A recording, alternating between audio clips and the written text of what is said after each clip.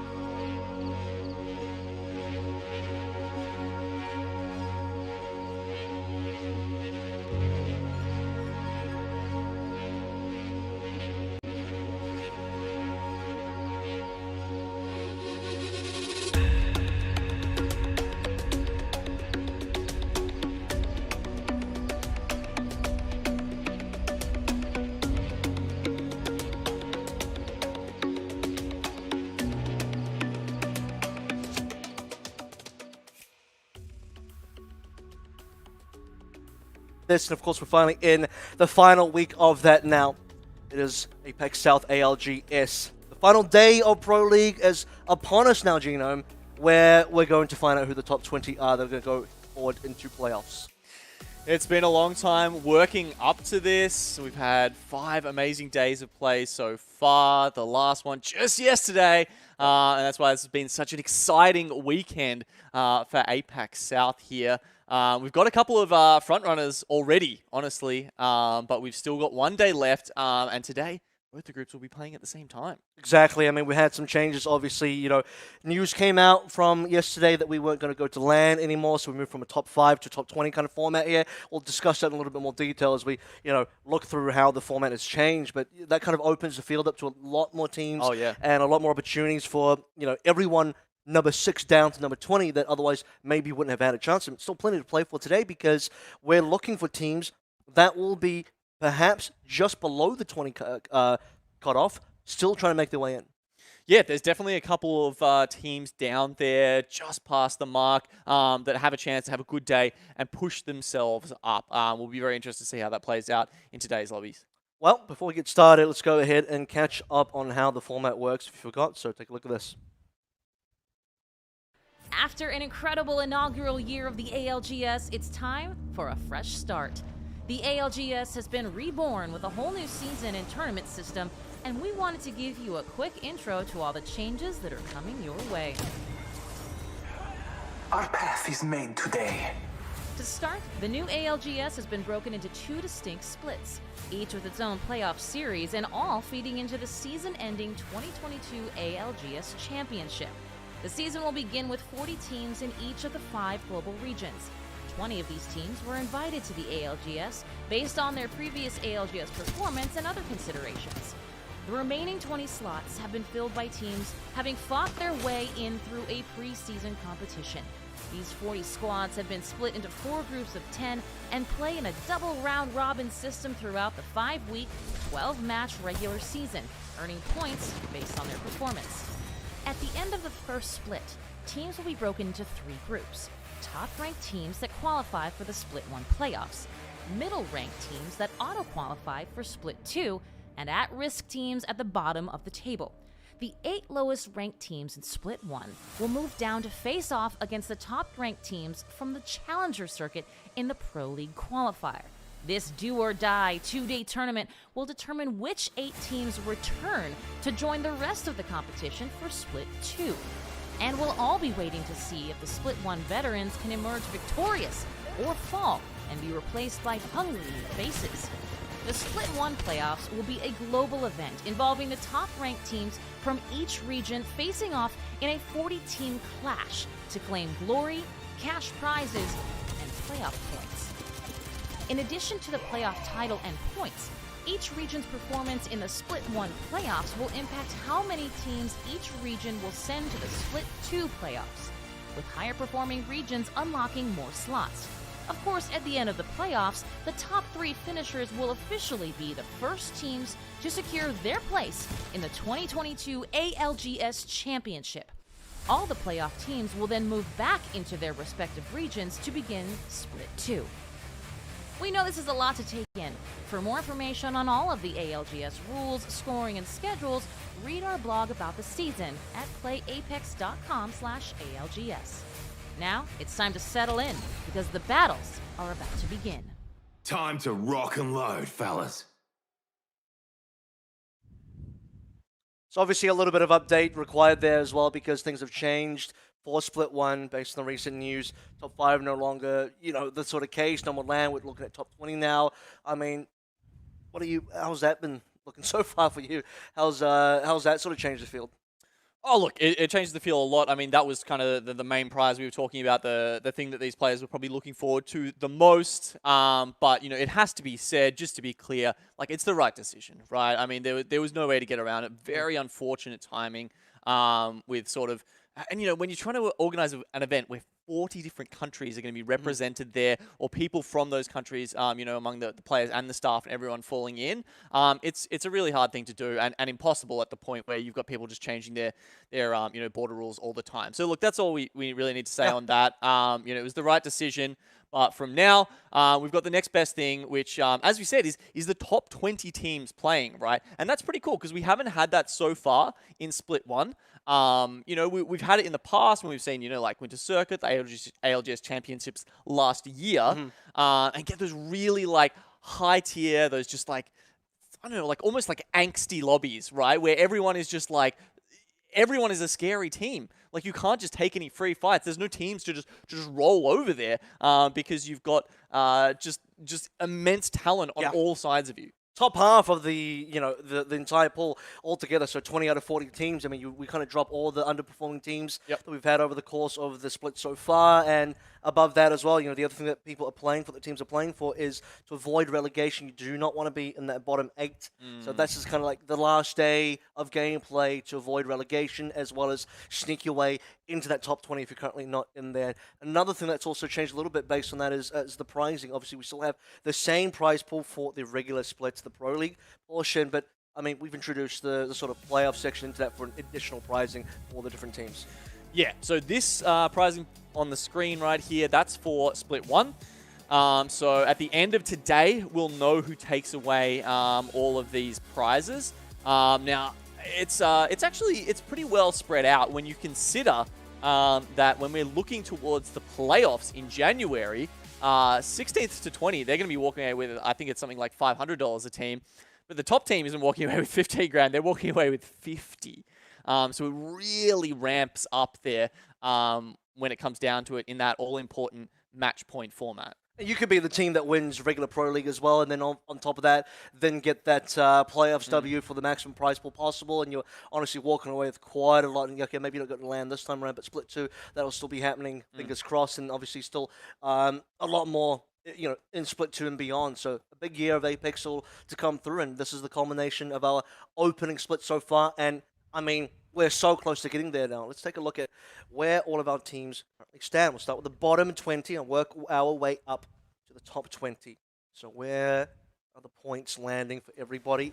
Just outside of top 20 currently. We talked about this at the end of yesterday's broadcast. SNG is 21st, so they are barely out of that top 20, and everyone else still the opportunity to catch up. So just to be clear, SNG's 21st, going down to Azure Esports there in 40th place.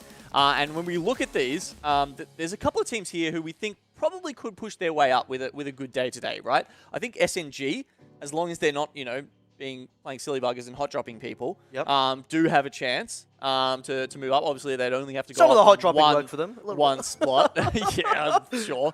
I think Golden Sage, maybe even Reckless Lads, Method to Madness, those guys, you know, they have struggled a little bit, but, you know, they like to chase the kills. And if they can get enough of those and maybe even string together a win in one of the matches today, they can push themselves forward. Even a team like Monkeys, who have actually been in the sort of the top 20 lobbies a lot in APAC South's history, not necessarily in Split 1 so far in our second year of ALGS, but previously. So then we have a look at the top 20. These guys are already, you know, if we were to keep the standings as they are, they would be moving through to that big event in January. But the ones down the bottom, struggling, 404, NXL Wolfpack, we're expecting them to move probably further up the rankings because they had a really slow start to the season, but then with the reintroduction, I should say, of Zaratas, they really found themselves. I mean, they're definitely in the top 20 now. They were starting in 21st, I believe, yesterday before we got into games, before that lobby, and they went up 2 rankings, and Dreamfire went up to like 7 rankings, 7 or 8 rankings yesterday, right at the top of the table. We've got to bring this up right now, but there's something to celebrate if you are following Reigniting, supporting Reignite at their current points threshold at 48 points. They are 13 points ahead of the next team, Burger, at 35, which means officially Reignite has won Pro League Split 1. No other team can now mathematically catch up to Reignite. So they are the official first place team. Victors, that's it. But I wanted to play some Apex today, Avril. You're telling me it's already over? It's over for one team. Do I just get up and... Only one team it's over for. The other 19 teams in our lobby, and the other 39 teams overall in the entire region, they still got a lot to play for because they've still got plenty to jump in. Let's go ahead and actually take a look at who we're watching today, because as Genome did say earlier, we're going to be only covering one of the two lobbies that we'll be playing simultaneously. Our lobby is going to be Group B versus Group D, and in it is going to be reigning champions, winners of Split 1 Pro League, Reignite, right at the top of the table. And then beyond that as well, some other heavy hitters like, Burger, I believe, is going to be in this lobby as well. NXL Wolfpack that we had some really good results from. Lightning Unicorn is obviously a very heavy hitter in there. Yeah, so they are the big teams we'll be watching out for today. As we said, it doesn't really matter how Reignite go today. They've done so well at the start of this split that they've already guaranteed themselves that $15,000 first place. Wire it directly to their bank accounts. They've locked it in. It's just about the rest of the teams now and where they sit. But not only that, Avril, they've also secured themselves the 10 initial points. So they will start on 10 points when we get to that finals day on the match point format, right? Because they've secured that first seed. And that's the other thing, right? Because the other 9 teams below them will be looking for a similar thing to get initial point to go into playoffs with. So that's kind of the cutoff there to make sure that, even within the top 20, you want to be in that top 10. Okay, let's go ahead and take a look at the beacon now of where we're expecting the teams to drop in. And there are a couple of fun locations, based on, I think, week 3 we had B versus D, and there were a couple of hot drops on different teams here. MBT Naga versus Perihelion over on Thermal, I believe, was one of the primary ones.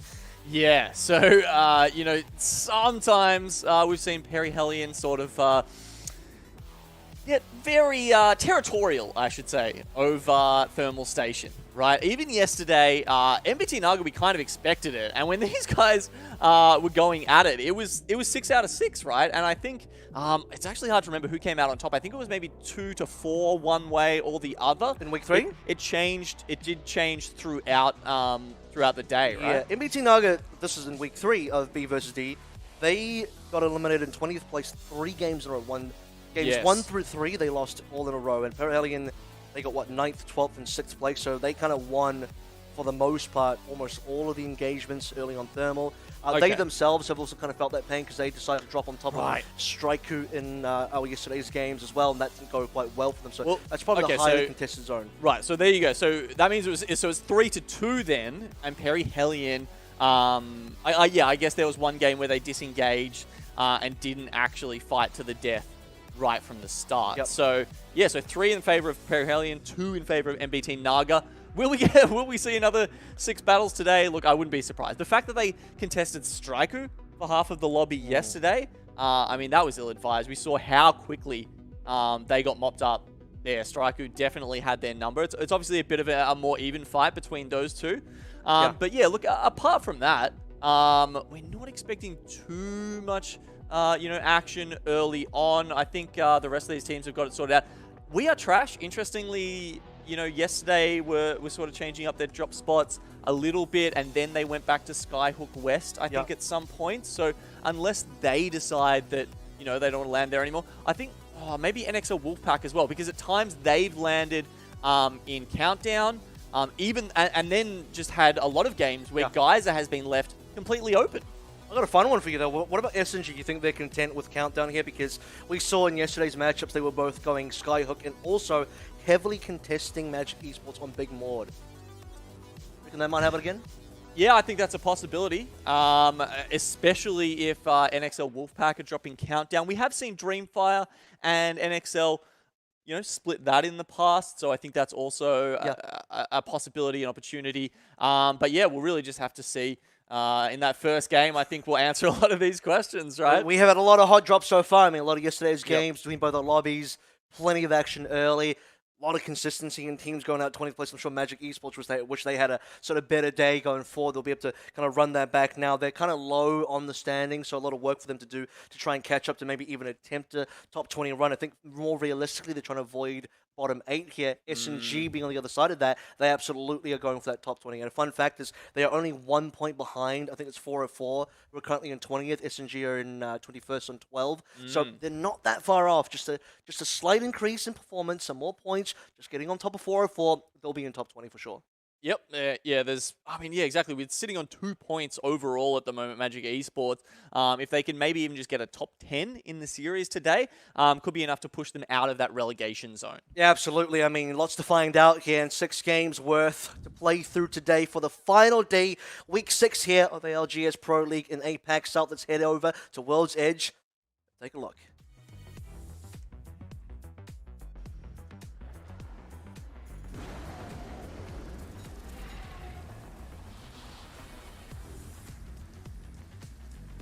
Subject spotted. There. Enemy order.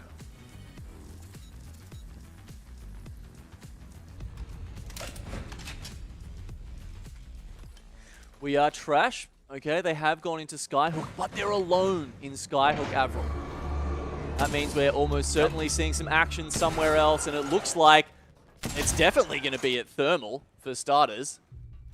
Oh, yeah, I mean, that was Perihelion versus MBT Naga. Naga. That's Run it back. expected. I will say one thing, though. I mean, we had some questions around Countdown, and Excel Wolfpack have claimed Countdown, and SNG, they're not going over towards that location or Big Maw. They've actually made a home over towards Harvester. So over on Thermal, though, that's probably what we'll mostly keep an eye on to see if anything interesting happens, and already Fendeley's taken out. Yeah, there's a bit of a contest at Tree as well. We've got Astrel versus Powerless down there. So multiple fights we're starting this off with. 2 early squads, if not eliminated, definitely limping away with not ideal of a situation. Low numbers, in early rad as well. You can see now that Perihelion have lost Fendeley's. MBT Naga still with all 3 up and running. That said, these guys don't have that many meds. I think they've, barely just got the meds that they drop out of the ship with at this point. You can see them not actually getting some of their shields back on the side of MBT Naga, so they're being very careful about how they take this engagement. Yeah, absolutely. I mean, looking over towards MBT Naga's HP as well, when I just had a little bit of a geeze, they took a few shots, not interested in fully committing over just yet. Actually, coming through from the north, you have Lova potentially looking for a third party. They've down from their initial starting position. So we've got 3 teams on Thermal currently. This is over at Tree. Yeah, we had Astrel versus Powerless. Astrel, you can see, in a world of hurt there. Lenny just trying to get away, won't even make it. So that's one fight decided. And, you were talking about the third party coming in from Pavlova on Thermal Station. It looks like the launch site team, Xenomorph, was also thinking about it, but no, they're actually going to take the safe route down and go further towards Lava Siphon. Yeah, Powerless only had, a little bit of health taken off from Zabby. That was about it. No other notable exchanges. I mean, they mostly got away from that scot-free. So this initial fight taking much longer this time between Perihelion and MBT Naga. I mean, as we talked about, there were 5 very quick fights when these guys met in this group previously. I guess they've gone over that tape. They've worked out, they've analyzed the patterns. Where do the other 3 members drop exactly? How can we take advantage of that? Try and isolate one of them. I know that's when, MBT Naga finally started getting the better of them towards last time B&D played, was because Perihelion would start to drop on the outside, and they isolated that one member at the very least. APAC Esports, who, as mentioned earlier, haven't had great performances yesterday, came 20th place something like twice in a row. And that was mostly because of SNG hot dropping on top of Big Maud this time. They have a pretty comfortable position inside the ring, at least to start with. That was a southern shift, or initial southern ring. It covers Lava Siphon, Dome, and Launch Site, all the favorites down south.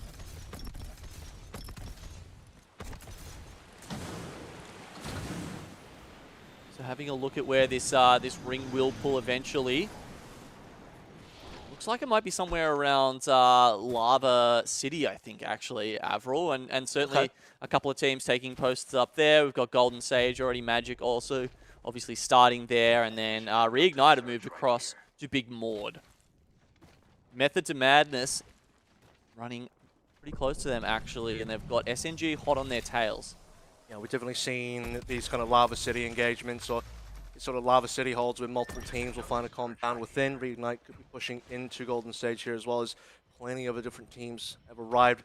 You mentioned Method of Madness. They'll have Big Maud to themselves now. That was recently vacated by Reignite and themselves now potentially leaving. Yeah, on the top side of the map, though, we've got Inferno. They're looking for a fight with our survey camp friends DML. So they might be getting chased away, though. DML, I think, have repelled that aggression successfully. Probably just see them fall into Fragment East. Probably unlikely for these two teams to really get into anything big here unless maybe DML want to heavily run into Inferno. It seems like they're far enough away that too much of an issue for either side. Most teams have moved into at least that initial ring yet. It's really just those two teams around Fragment and still making their way over.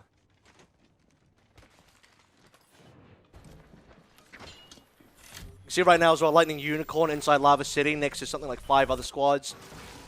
Everybody seems to have been kind of dropping specifically in there. Berserker taking a bit of damage as well, refills. Oh my goodness, 150 damage from in-count, even Berserker. I've got a bunch of kills on there. That's going to be another squad eliminated. Is that potentially Team Naga gone? Perihelion come in off the back of that and they'll get the squad wipe as well. So a couple of kills for Perihelion now. Not sure if all 3 were just from Evo Berserker there that they finished off. Yeah, I mean, it's getting quite interesting again in Lava City where all these teams dropping on top of each other. No one's even really looked at the dome. It was We Are Trash. Yanli's still throwing us off with the Perihelion tag. Yeah. In game. On you, Yanleys. Thanks for that. But We Are Trash. It is the only Watson team that we have in the lobby here as well. 17 alive. Honestly, 3 going down pretty quick. Just due to the fact that, I mean, look at how congested this is. Again, no one really in the dome. Method Man is kind of on the outside. Team Berg coming through from the western side as well. Reignite have been one of the early sort of arrivals in Lava City, and even then they were attempting to break into Lava City, kind of gave that up, went back to Big Maud. We've got Reignite. They're taking a portal through here to try and deal with SNG. There was a nice shot from Templex that came through to grab it down, but SNG repelling them for the moment. They tried to make a move from Big Maud to the train station in Lava City, but once they found Golden Sage there, they actually took quite a bit of damage and were lucky, honestly, to make it out alive. So, and also that, you know, Big Maud ended up being vacated as well because Method of Madness kind of took that location, then left. They Valculted away. They themselves now are kind of just chilling near the dome. SNG kind of, as you mentioned, running into Reignite. They actually Valculted away. I'm currently looking at Ogre 3, where they're in one of the southern buildings of Lava City, next to just about everybody, to be honest.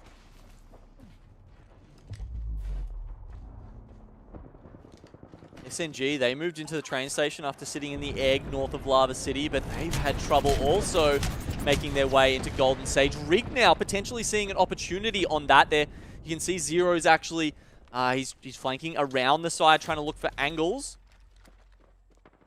Golden Sage did have a member down, but they've managed to get the res back up, and now we're just left with Skirt, as you can see, ratting it out there for himself. So Rig still doing quite a bit of damage. Templex in a bit of a sniper deal there, but even just talking back about SNG currently, I mean, they're one of the teams we're looking out for as 21st in overall split standings. They need a good day. They need some good games. It's not the start they're looking for. It's going to be a long kind of ratting battle for Skirt, and he won't survive. Reignite will clean him out, so that's Gem Bird and the rest of Reignite getting, I think, most of the damage and potential KP onto SNG, and SNG will be taken out in, what, 17th place? I don't think they really got too much done there, and one is certainly not going to be theirs. The other thing we should mention, Avril, is there's been a change-up. So Reignite not playing the composition they've been playing for the rest of the split. Yeah, there's a Wraith in there. So, yeah, well, Jen Burton is now on the Valkyrie instead of the Caustic. And, yeah, Zero usually picking up the Valk has switched back over to the Wraith.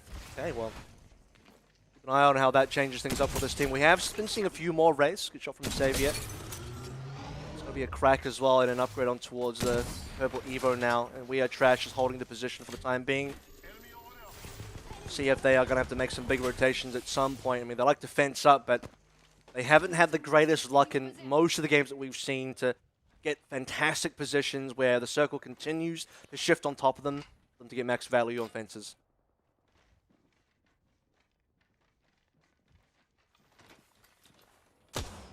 So Burger don't have the info about where this next circle is going to shift. It is going to be very sort of central around Lava City, but there's still a chance that, you know, it does pull down very suddenly to where Burger are. You can see they're currently in the fight here with Pricey already down against Method to Madness. Yeah, it's basically a 1v1 at this fight stage. Knight's on 1 HP, but Sharky, he's going to get tapped. Knight wins the clutch in Method to Madness. One alive currently, not out of the fire just yet. We got other squads rolling up as we're speaking. Pavlova indeed is exactly that team we're talking about. This is going to be really tough for Method to Madness to survive, and if they can't quite get Knight back into action, if he can't survive this, definitely not looking for a res at this stage. Pavlova looking for an excellent situation to be able to clean this up. He's altered the Caravan. He's just trying to play the knockdown shield here, but there's almost no chance. He does put down a Thermite on the door to try and at least hold them off for a little while, but they just run straight over it. They don't care how much damage they're taking. It's an easy 3v1 there from Pavlova. And wow, okay, Burger gone, and Method to Madness along with them. 6 death boxes there for Pavlova to look through. And no teams to contest him. The closest team nearby was Powerless, who are not going to be close enough to make a move on it at all. Pavlova, lots of time to play in, and still inside the green advanced circle as well, so they'll be fine for now. No need to make any further movements. Definitely don't want to be running into all of these Lava City teams for the time being. They can just play for time and figure out how they want to make their next moves in this top 14.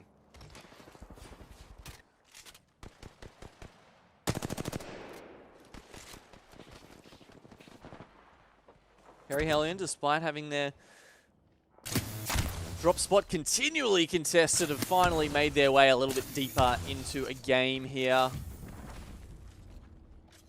Into the placement points now as well.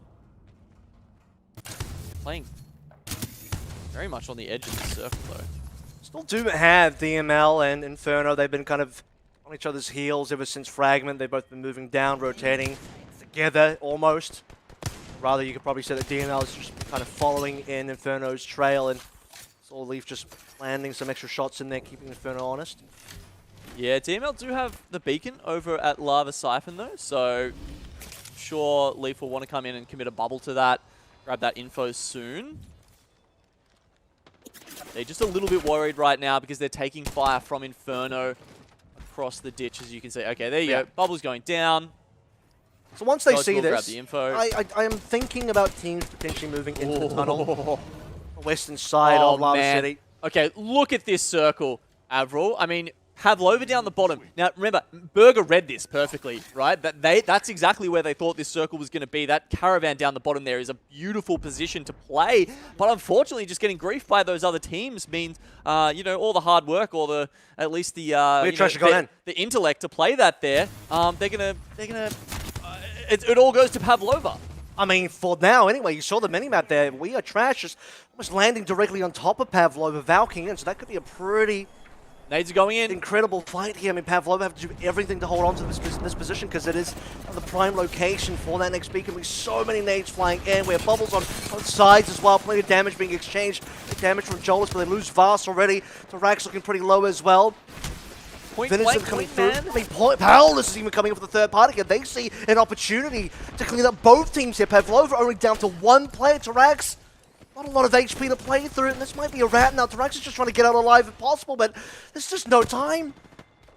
This Caravan just seems to be the #1 location, and Unicorn's everybody wants it. As you said, a fantastic opportunity here for Powerless to be the next ones to take that out. Rudine from We Are Trash actually managing to rat it out behind here, but now Powerless have taken over the Caravan. EML's coming. And all of those loot boxes that come with it. As you said, Lightning Unicorn and DML Valk ulting in right next to it, so we've got a couple of other teams in the fray.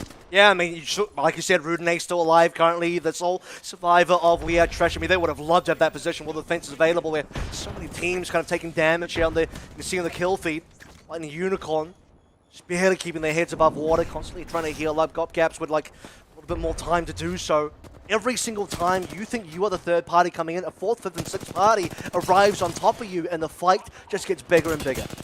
And because teams have realized it's this south, they're not any longer just going for the caravan. They're trying to find any spot around, maybe Dome, that they can just play in for a little bit longer. Wait for some of the other teams to clear out those positions in the south for them as well. So Powerless, once again, I mean, look, if the fights keep happening like this, Avril, sooner or later you'll have like a wall of death boxes in front of you that you can hide behind when the grenades are coming in, because that's what most of these teams have been dying to as they've sat in this position.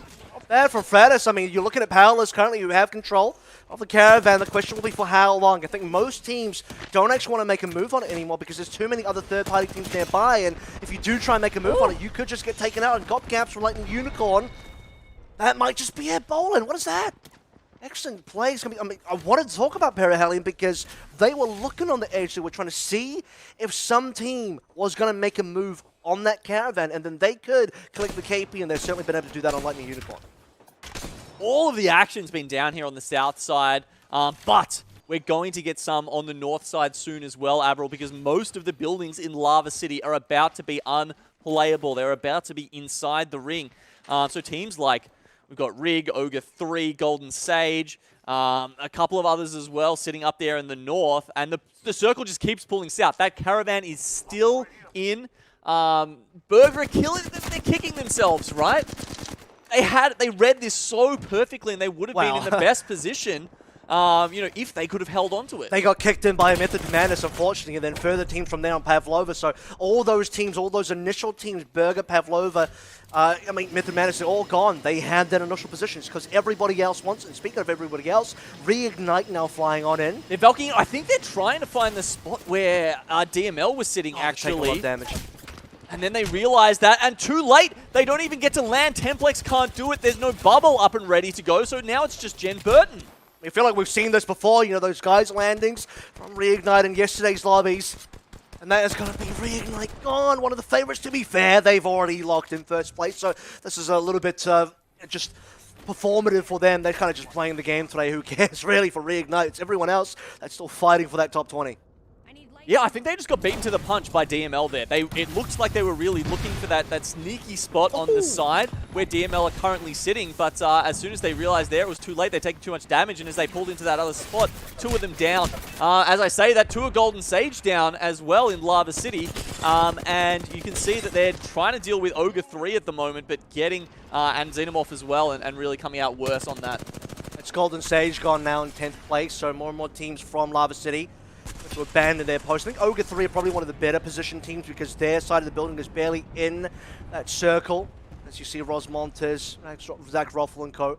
just in that correct position. They are in a fight though, so they have to really try and hold on to that versus Xenomorph. If they can beat Xenomorph, they'll be in an okay position.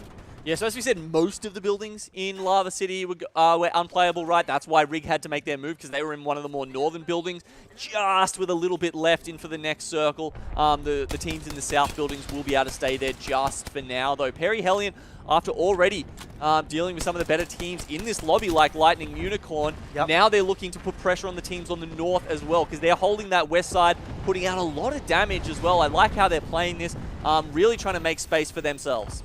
Speaking of making space, Inferno were kind of in the middle of nowhere. They knew they had to make some room somewhere. They had to try and take a position, but they just couldn't quite do so. Only Phil, the caustic survivor of that team, Inferno, have taken so many, you know, they've taken so long to even get inside the circle. Just one member surviving now. Strangely, Hellion, who are kind of also technically in the open, they're doing fine.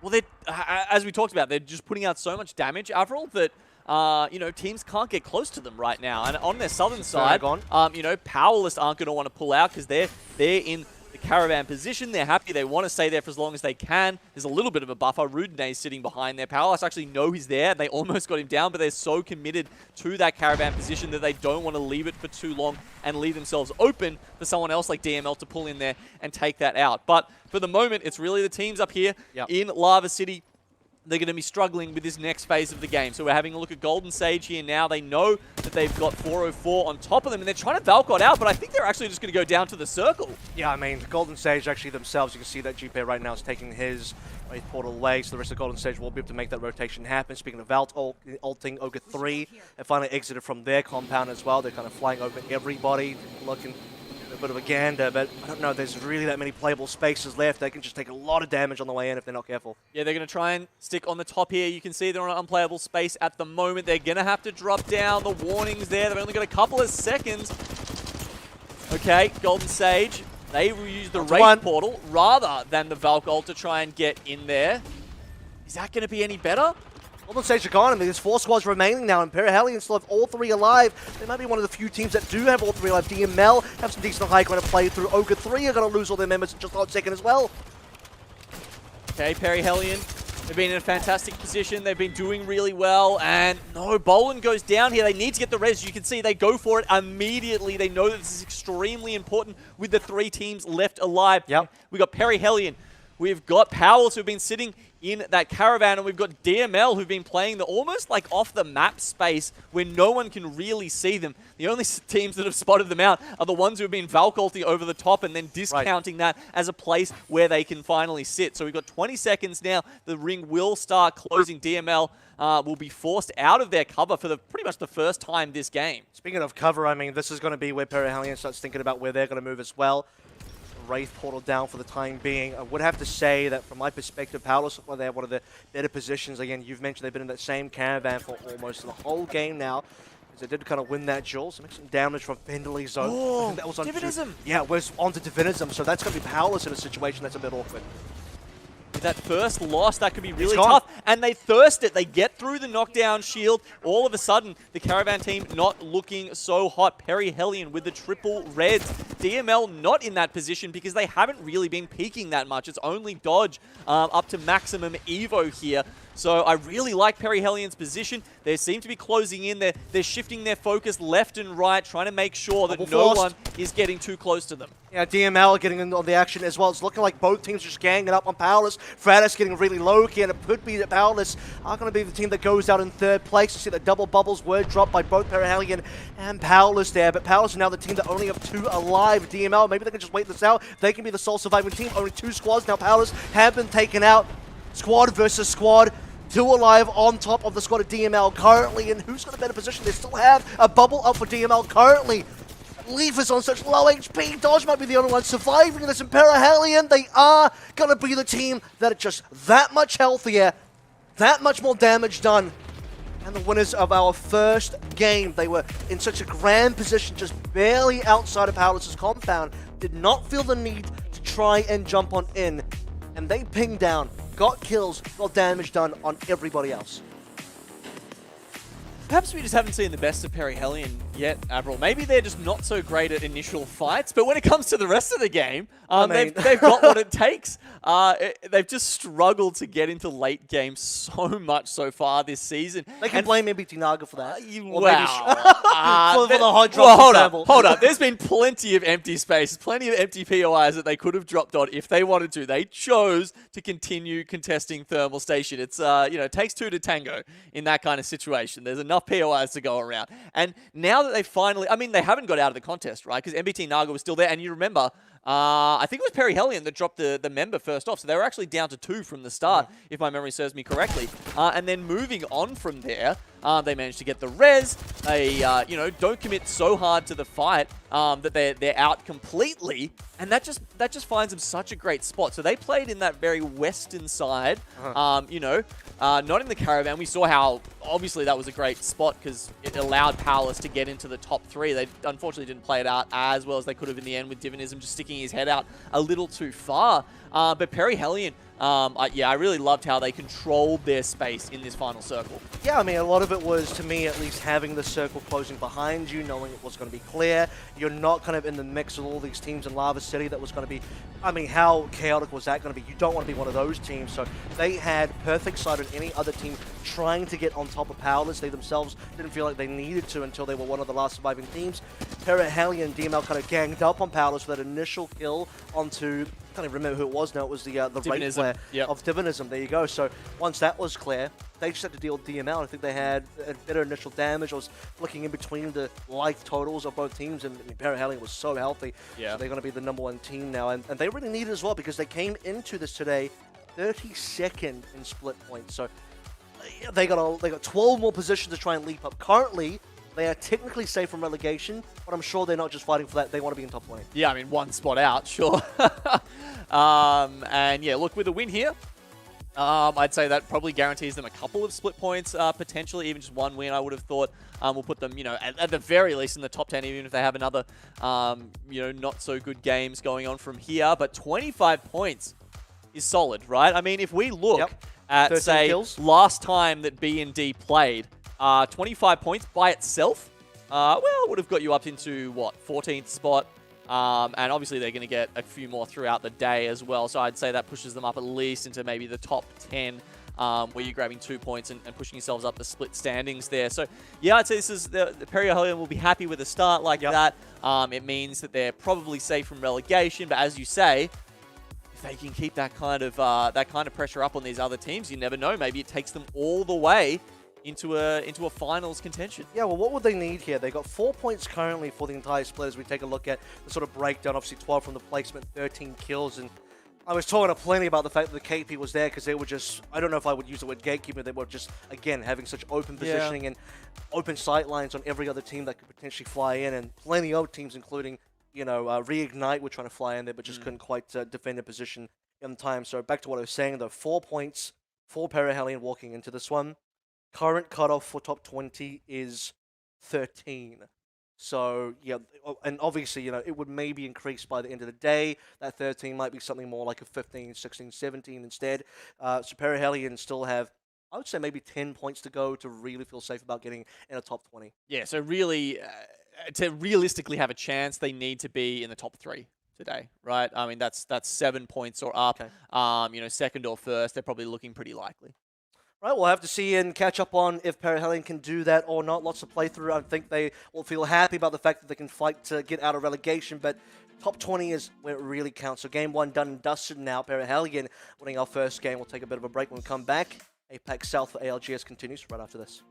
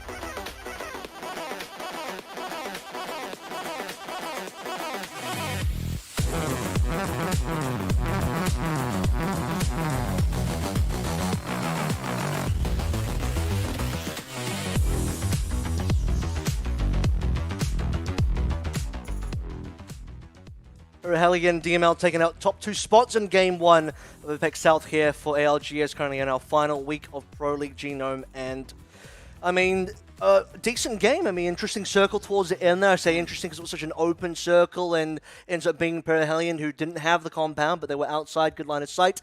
And they take it over DML, who were the last surviving team after both of them kind of ganged up on Palace. Yeah, a lot of teams really expecting that as well, predicting it, and unfortunately there was just like a parade of teams through that caravan in the bottom as one just usurped the other and got that God spot essentially. And even the last team that got the God spot weren't the ones that won the game overall. So actually head over towards the other group to get a bit of an update on how their games have been going. We may not be broadcasting them, but we can still take a look at where the scores and standings are. Kakoi winning first game. Nice. PK in number 3 as well, BRP. I do want to mention some very specific teams in here. Kakoi, X-Spark, and BRP are only kind of barely holding on to the top 20 position, so they need a continuation of good games. Very disappointing once again to see Stinky B in 13th with only 4 points picked up. They had one of their worst performances in yesterday's games, the Week 5 games, and they are currently 15th. Only, 3 points ahead of 404, who enter the day in 20th place. So Stinky B could very easily lose their position in the top 20 if this continues. And the one that jumps out to me there is Primus Commander sitting in 3rd on 11 points. Now, with, they've just the glow up throughout the season, basically, right? They won the series on day 4 in our split 1 here, and that's moved them up to 9th spot with 22 split points overall. So if they have a good day here, they're on target to get some seeding points, actually, which I can almost guarantee you that no one saw that coming at the start of this split. Those guys coming out of nowhere, trying to redefine the meta on their own, really, with that Loba pick. And it's been really fun to see it throughout the season, and they've really worked it. Worked on it and worked it out because, winning on day 4 and now coming in with a big performance here, really impressed by them. Reckless Lads coming in 20th place on that other lobby as well, where Reckless Lads come into today 26th place in the split standings. They will need to try and make a few jump ups, so much better than 20th place is where they're going to need to be to kind of make some more movements. We've seen Reckless Lads in previous lobbies actually win games before, so we know the capability is there. But a lot of teams, I think, in that other lobby that are just very close to breaking that top 20. I'm talking about the DNZs, the Parang guys, even Wiz at 22, just 3 points below SNG, who are in our lobby today. So a lot of those teams could still make some movements up. Yeah, lots of opportunities for those guys, especially to get into the top 20, right? Like when we were looking at that top 5, one good performance isn't necessarily going to get you there. But to get into the top 20, it kind of could because, you can get 12 points in a week, right? And at the moment, the cutoff is 13 points. So as long as you put some points on the board up until now, which 39 out of the 40 teams have, you've got that opportunity. She's got to throw a zero. I wasn't going to say the name. Now you're being the mean one. Oh man, I actually have to apologize to MPT Nagi yesterday. They got 1 kill. I said they got 0 kills yesterday. They actually did get 1 kill in Game 5, so they got the 1 there. But they'll still need to do some more work as well. I think they're in our lobby, right, and they are contesting Paraheli, and Paraheli win that.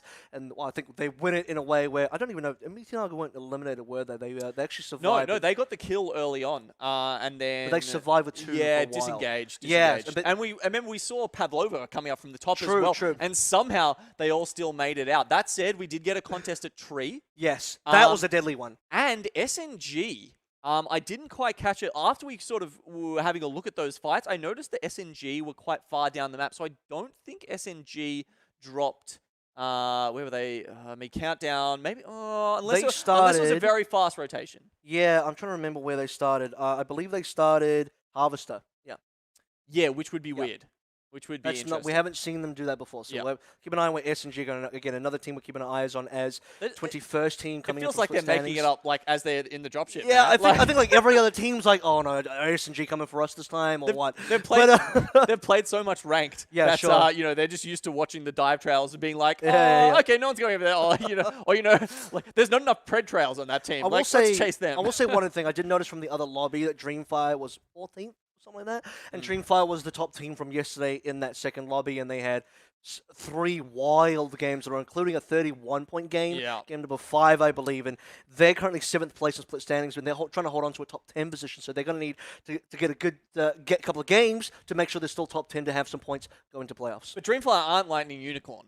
right? So, you know, they don't need to like show up in all 6 of the games because they will have such massive monster games that they only need a couple and that can catapult them to first, right? Lightning Unicorn, they're the slow and steady type. They're going to be, you know, just plugging away, getting your thirds. Right.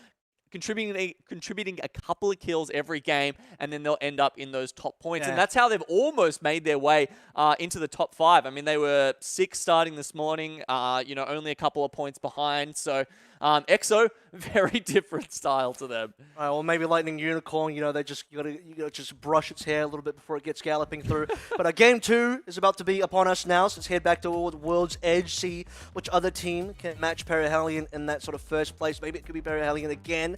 We don't see a lot of back-to-backs unless it's top teams like Reignite and Reignite. They probably wish they had a better game, as the same thing we could say about Burger. So 2 of those teams will be watching throughout, and obviously the number 1 thing we'll take a look at is where did S&G go? It looks like S&G might go back towards Harvester.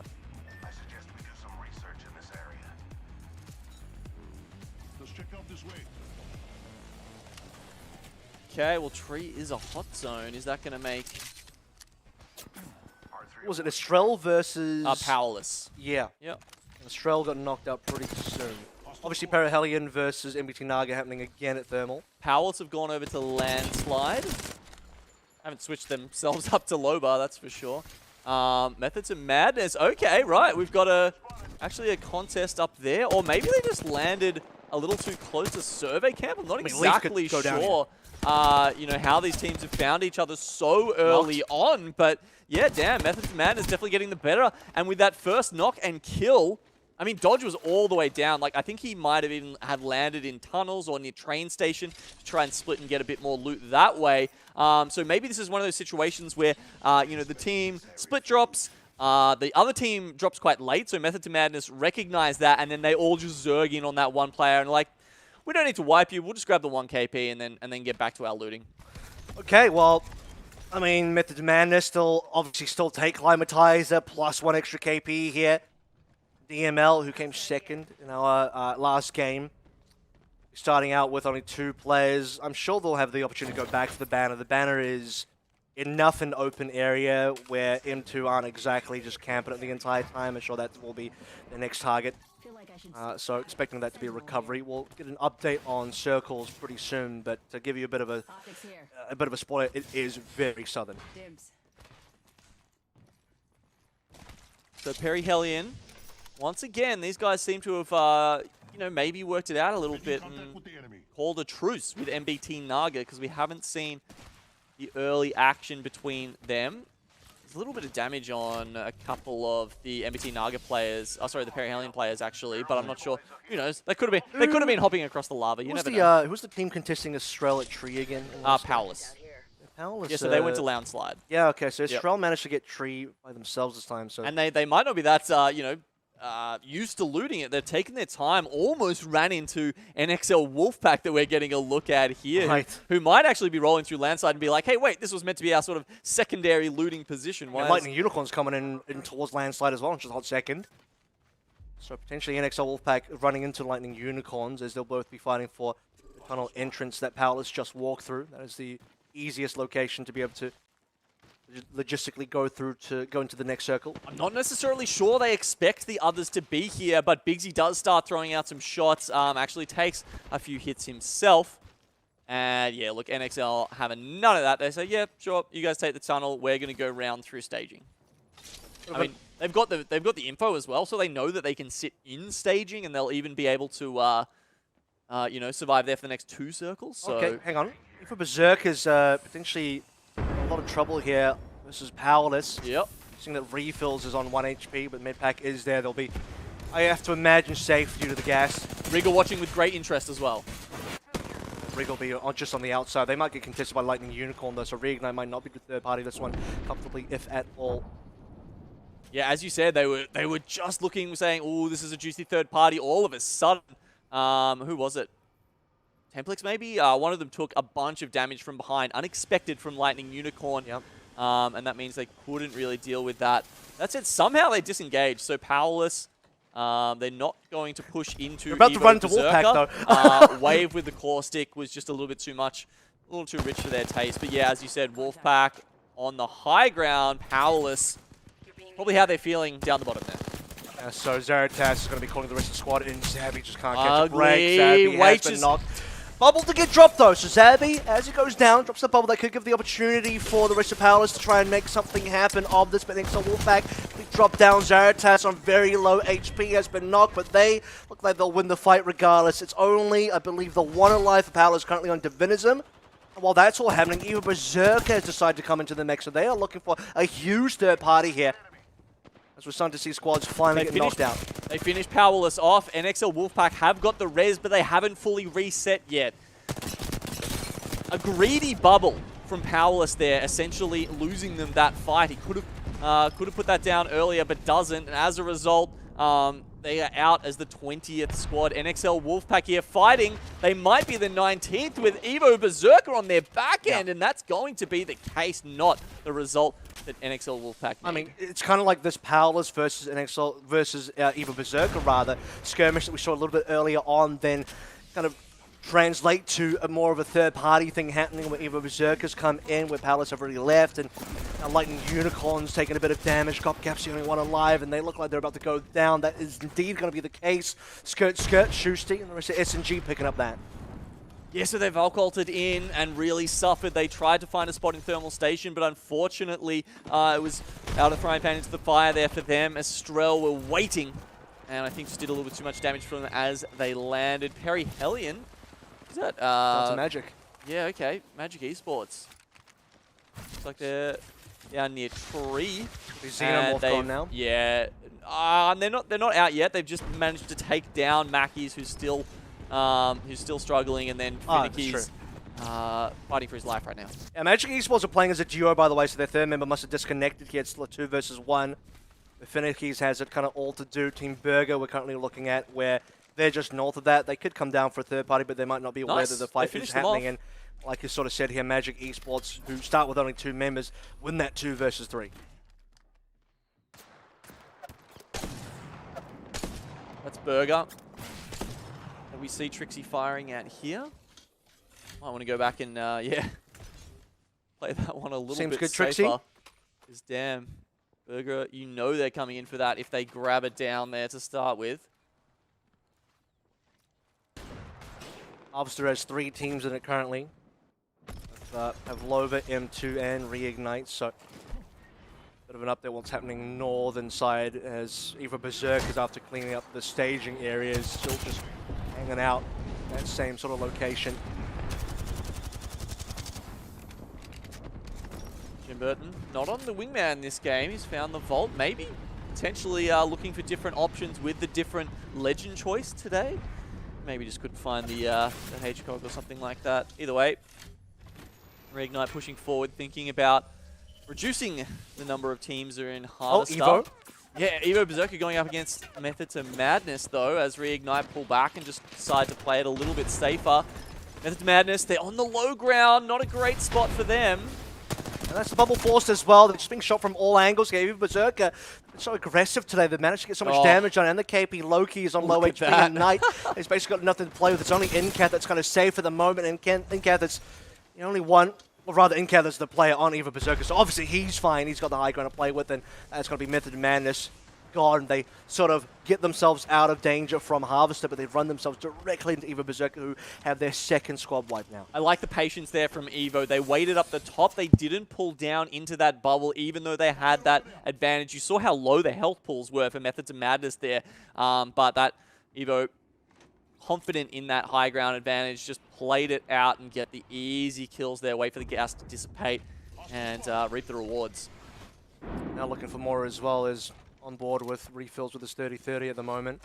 He's looking towards, I believe that is Pavlova inside Harvester. We're currently in the middle of this almost sandwich between themselves, Evo and Reignite, further east. Pavlova's safe. And Valken out.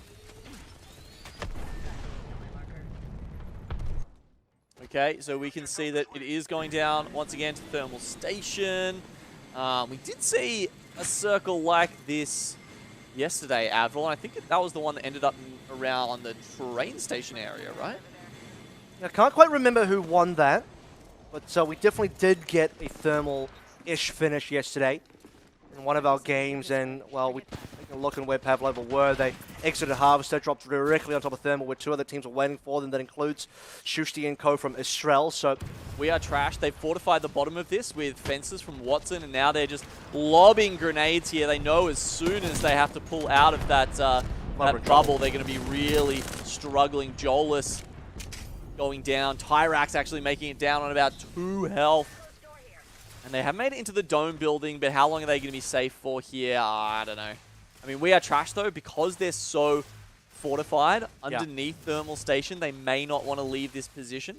They might not have to. I mean, we talked about last game and previous games we have seen we are trash. I mean, okay, they're playing the Watch and they're going to fence up, but they haven't had great luck with the zones, and having a circle just kind of being directly on top of them, then having this great position is kind of what you want.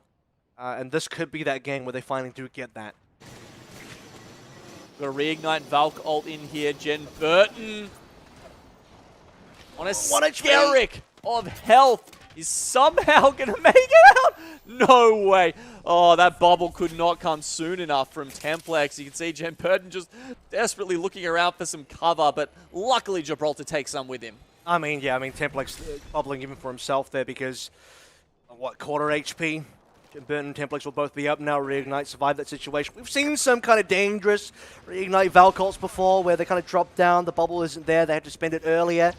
Well, this time they will be able to actually drop down with the bubble to reset. I think the difference between that one and the last game, Avril, was that like DML were in such a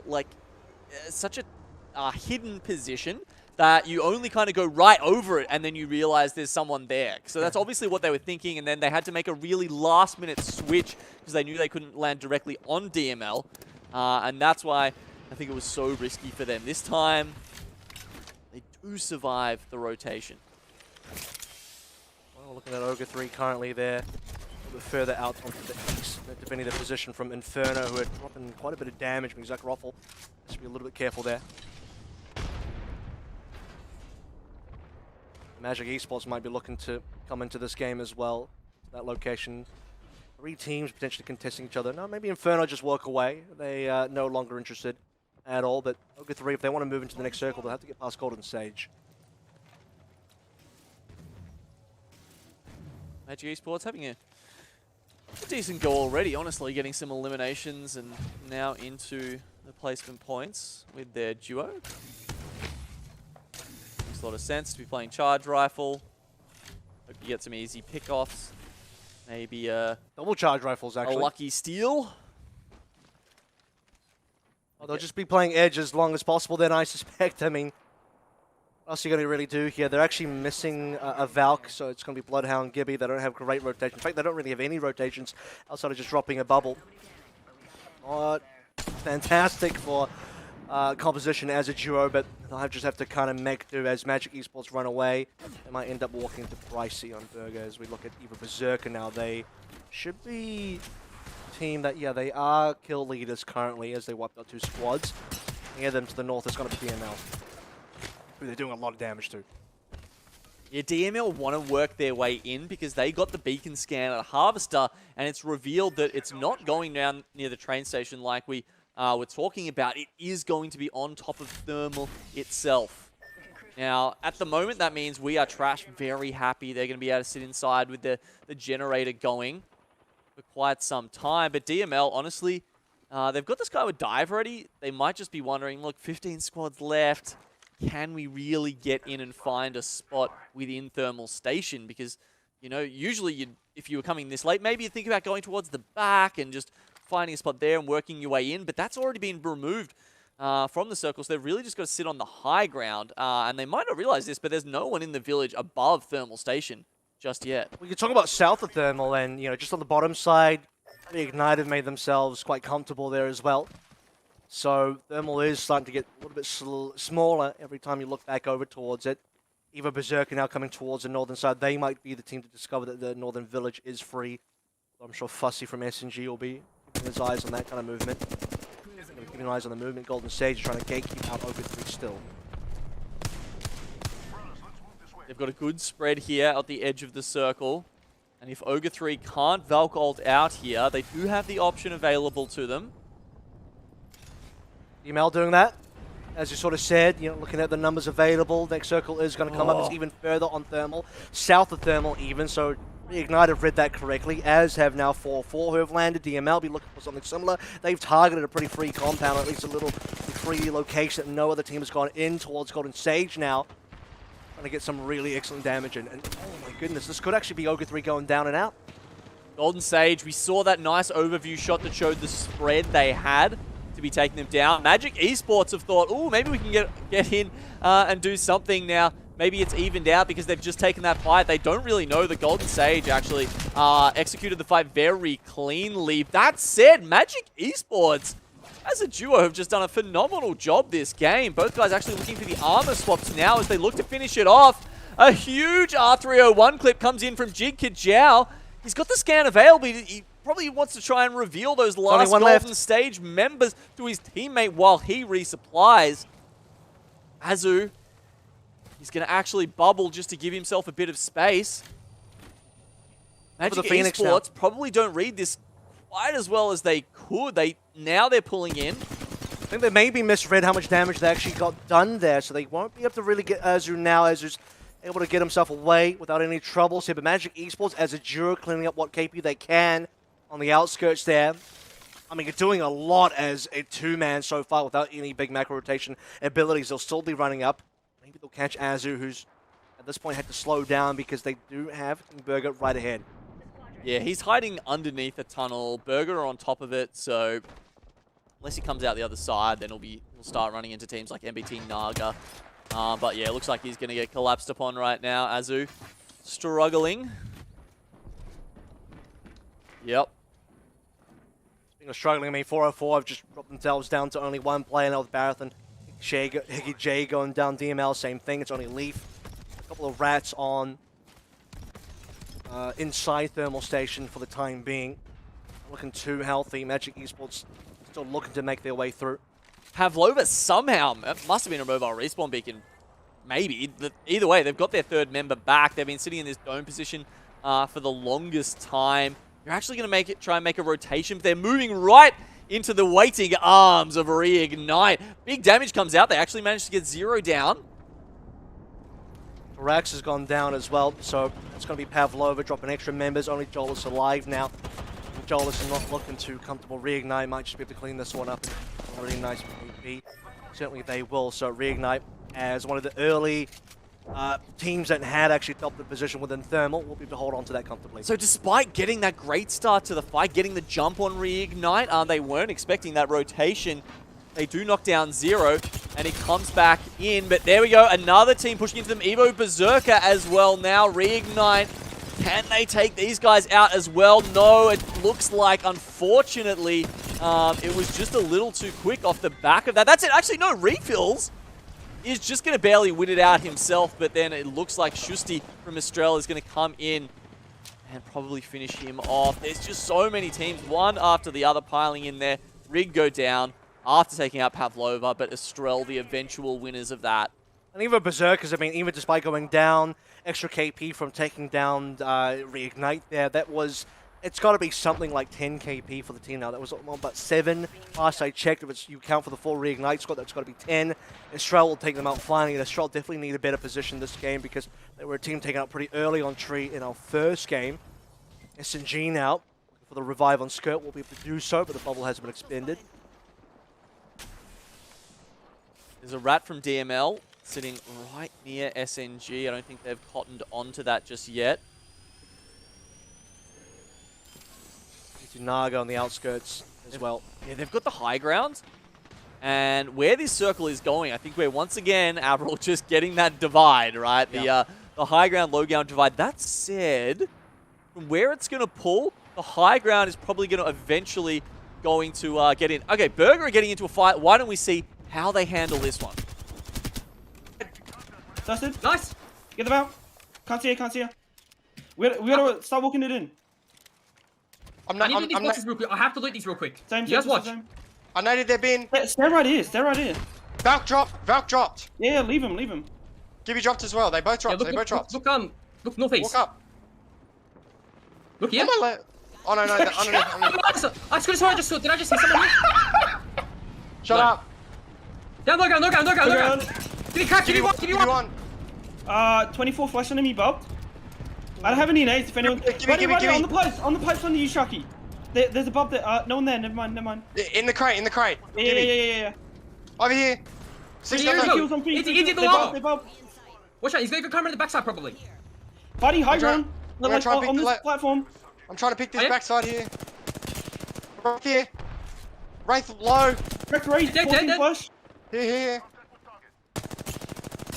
They're fighting here. There's no person. Please get this finish, please get this finish. I couldn't. You can give me all that, Chucky, you can give me all that. I don't have it. 60%. I'm way off. Can't get an angle anywhere. They're dying. 40 on him. I killed one underneath. Nice, I got my kill. Hey, There's in the open here. I give me got crossbow. 30. It's a solo give. Can't do anything about it. Arcstars? It has to be like someone under us, maybe Redding. Yeah, They're right here. They just finished fighting. Underneath. 80 on him. Flash. I've got no ammo. I got Yeah, I have 70 50. heavy. I have 50. Up here. 70 on the Val. I got course score. We just got a bubble down below us. Like, Yeah. okay. Late game, yeah. We're chilling. We're in the longest. Watch the left side. There's We a have team DBO. there. Take on helmet. Whoever's not got. Oh, I got my ult already. I might get it. These guys are staring at us. save your ammo. Save your ammo. Save your ammo. We don't have much. He's in the crate. It's a solid Just a Gibby, quick right? Note here, Yeah. SNG with 3 left alive, 404 with 2. You're gonna have to give up these guys. That's the thing you have to give up. 90%. Sage on a ramp. Just You barely will gonna get get it. it. You will get it. There's just a solo Gibby here. Yeah. It might be another solo below us. I don't. No, it's underneath. 36? We gotta stay I here got as long as course possible. call. Where do you want me to course call? You can 71 cross all on? these guys maybe. Now? Not yet. Right before we. I don't know. Yeah. I don't know. I'm doing it. Okay. Where's the drop? I'm dropping. Dome's right Kill on this me. Oh, we need to kill this Gibby. Yeah, we Gibby just hold kill him? the Gibby. Yeah, kill the Gibby. On me, cracked him. He's one. Wait, He's running to them. wait, wait. Just chill. I nearly killed him. Play underneath on me. Play me. No one shot the guy. I'm gonna have Bob in 15. There's still a team above us. Yeah, I know. You gotta bubble out fast, Sharky. 10 seconds. 140 on the right. We got. Oh, bro. Please don't die, Sharky. Play Shitty on the kill. I killed him. Knockdown. Play behind my knockdown. I am. After the right. Give me 70. Race dead. I need reload. Same. I'm batting. No, play behind. Behind you. Just fly. Alright, just shoot. I think we got second. Nice. Wow. Somehow SNG actually come out on top there. We did say that they were one of the teams that had 3 left alive there, Avril. I was actually wondering genuinely if 404 were going to make it. As a duo. Yeah, well, they seem to just sort of, stay out of harm's way. And we're doing pretty damn well there. But Burger, unfortunately, I mean, they kept the high ground, right? But as we saw that final ring contract, you saw they had to pull down, just a little bit too early. They had to burn their bubble on moving down to the high ground because there's no cover at all down there.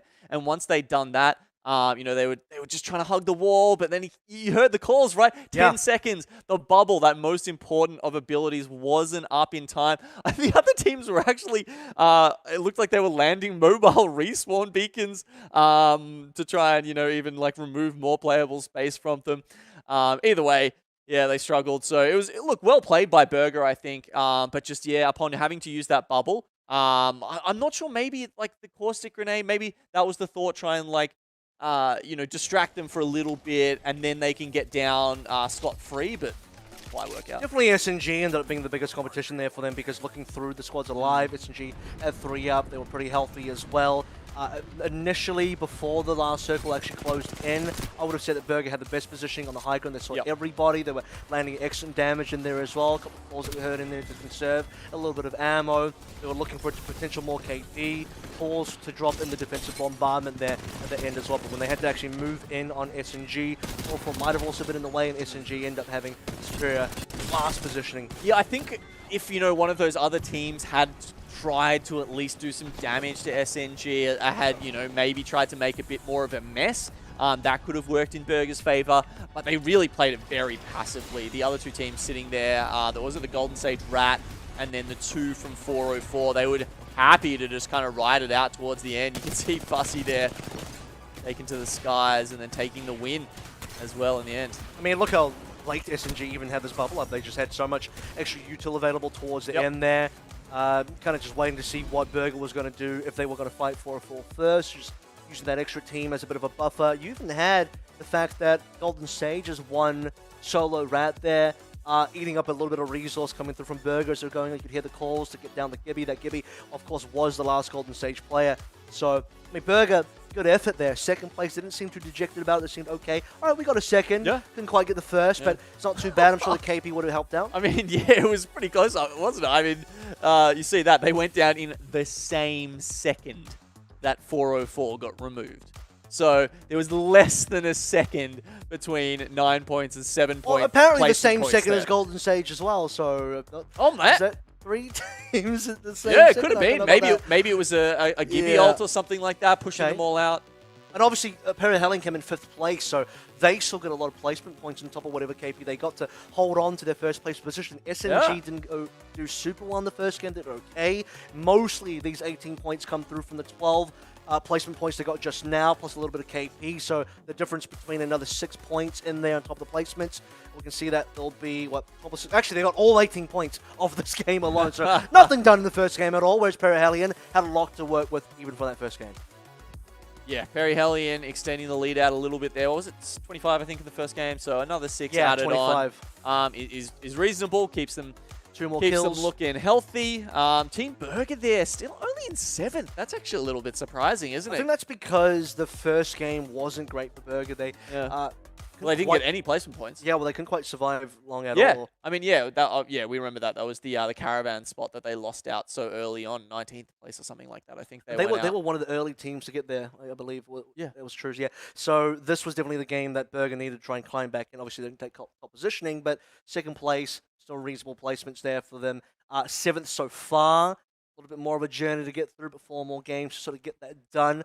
Right now, I don't know if you'd still say surprisingly, but Perihelion holding on the top spot with a decent margin too. Yeah. The 2nd place team of SNG is they haven't got 20 points in Perihelion's above 30 currently. Yeah, and you got to remember though, okay, sure, 1st place is locked up, the 15k is in the bag for Reignite, right? But Burger are currently sitting in 2nd place in the split standings overall, so they need a good day here to keep themselves ahead of those other teams that are just nipping at their heels. Especially when you look at the Exos and the Athos as well in the other lobby. Burger can do nothing about those two teams who themselves could have a really good day. So the only thing Burger can do themselves is to make sure that they end up being the 2nd best team, or at least the 2nd team in split standings for Pro League, to make sure they at least get, 9 points going to playoffs, something like that. Playing for consolations here, playing for 2nd place, playing for the top 20 for everybody else, and 4 more games to be played in our final lobby and our final day of competition here in ALGS APAC South. Don't go anywhere. Our last 4 games will come up right after this.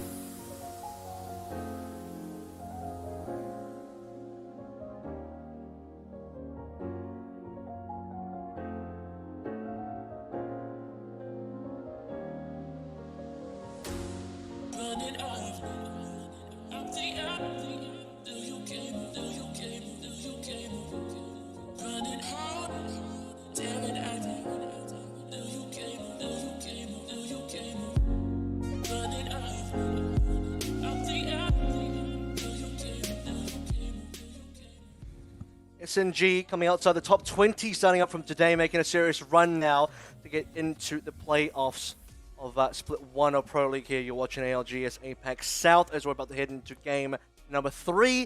And a great win for SNG and a great effort from Burger.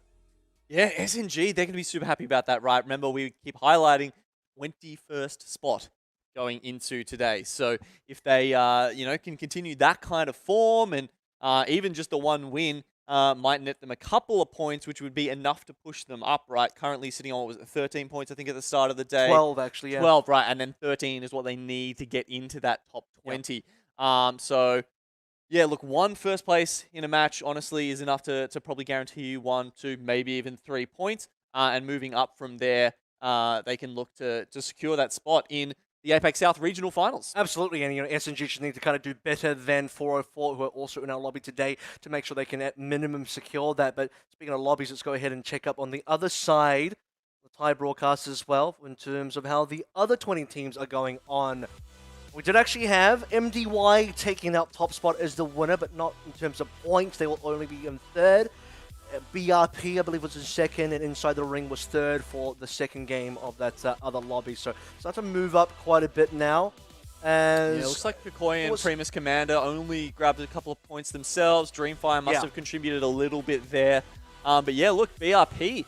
So this is after 2 games. BRP actually looking fairly strong. I think they're one of the other teams, maybe like Straiku, let's say, potentially Dreamfire as well, who have really sort of come into their own as this season has progressed. I'm glad you mentioned Straiku, because they're the team that actually won their lobby yesterday. They're currently in 14th place, 7 points. Not really too great. Reckless Lad, talked about them. Still 20th with nothing to show for it so far. The Big Fat Zero. Ath on 4, Stinky B on 4. That's quite surprising for some of our more, I would say, favorite teams, especially Straiku and Ath. Not a great start after 2 games, especially if you're Ath on 4 points.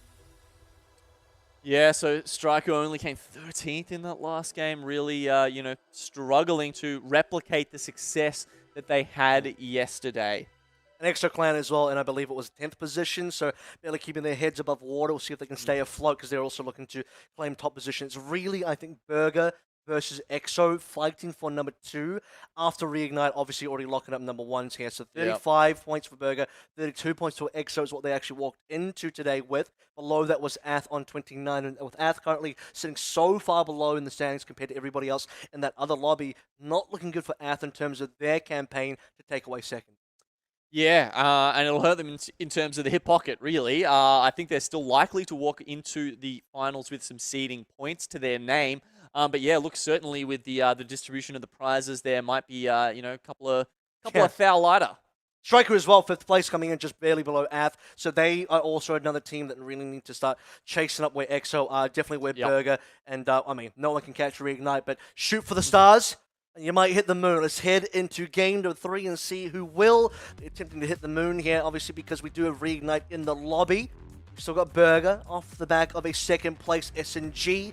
Team will always be looking at in terms of where their opening drops are. They come off the back of a win. What are they going to do this time? Yeah, the Harvester seems to be the order of the day for SNG.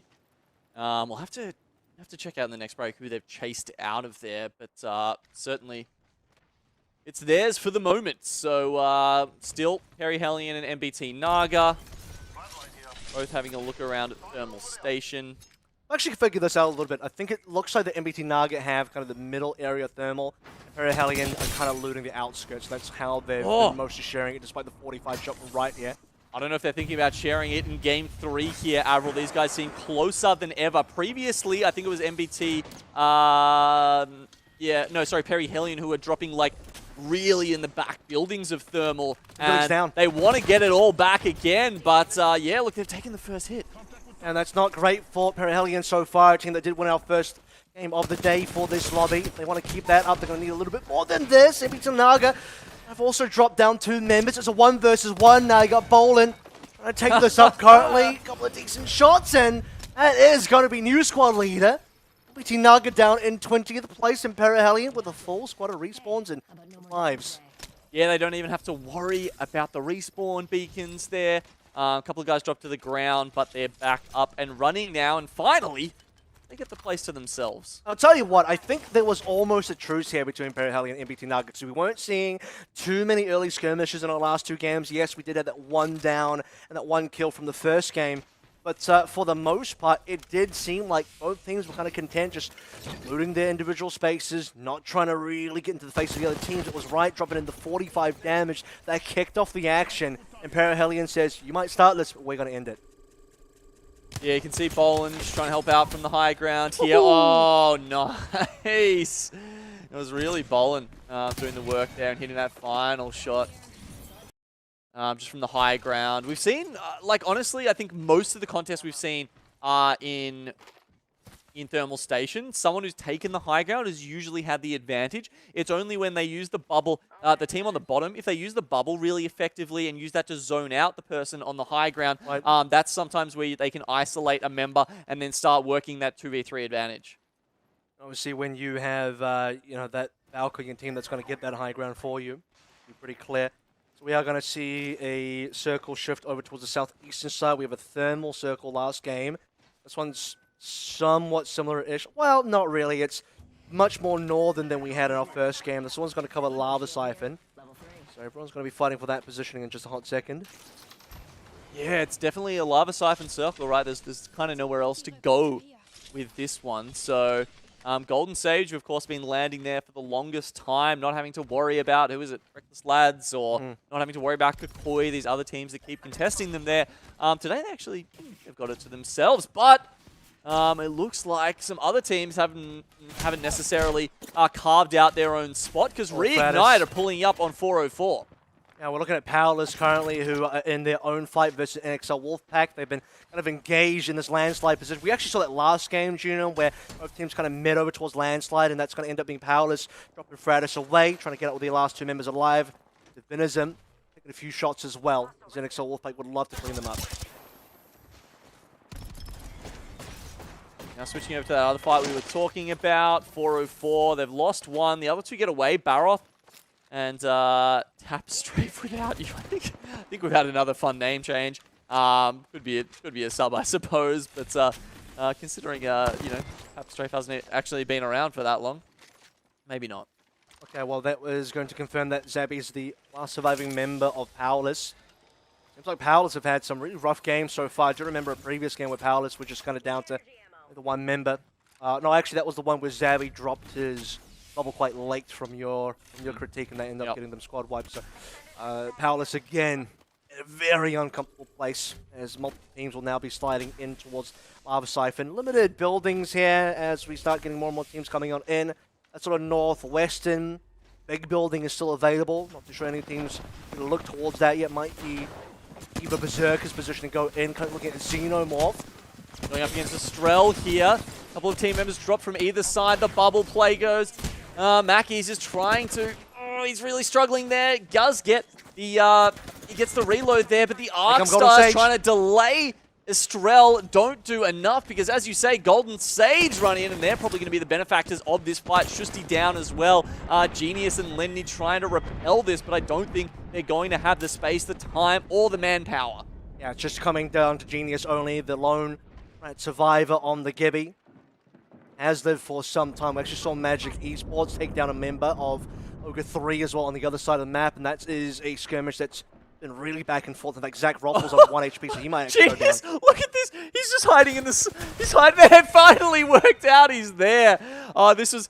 Oh, man, who was it yesterday that sat right in the open? It was the Loba player of Strafing Flame. Yeah, from strafing Commander. flame. Yeah, That yeah. was a strafing flame moment there. Just acting like a tree. You know, just trying to. Hope This they is stand like perfectly still.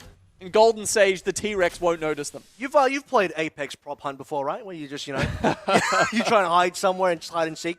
Yeah, so hide and seek champion there is unfortunately gonna go the other way, but EML dropping some pretty fat shots on his side of the map. What's going on here? Zabby, that was a rat, has been taken out. So Powerless are out of the game now on 17th.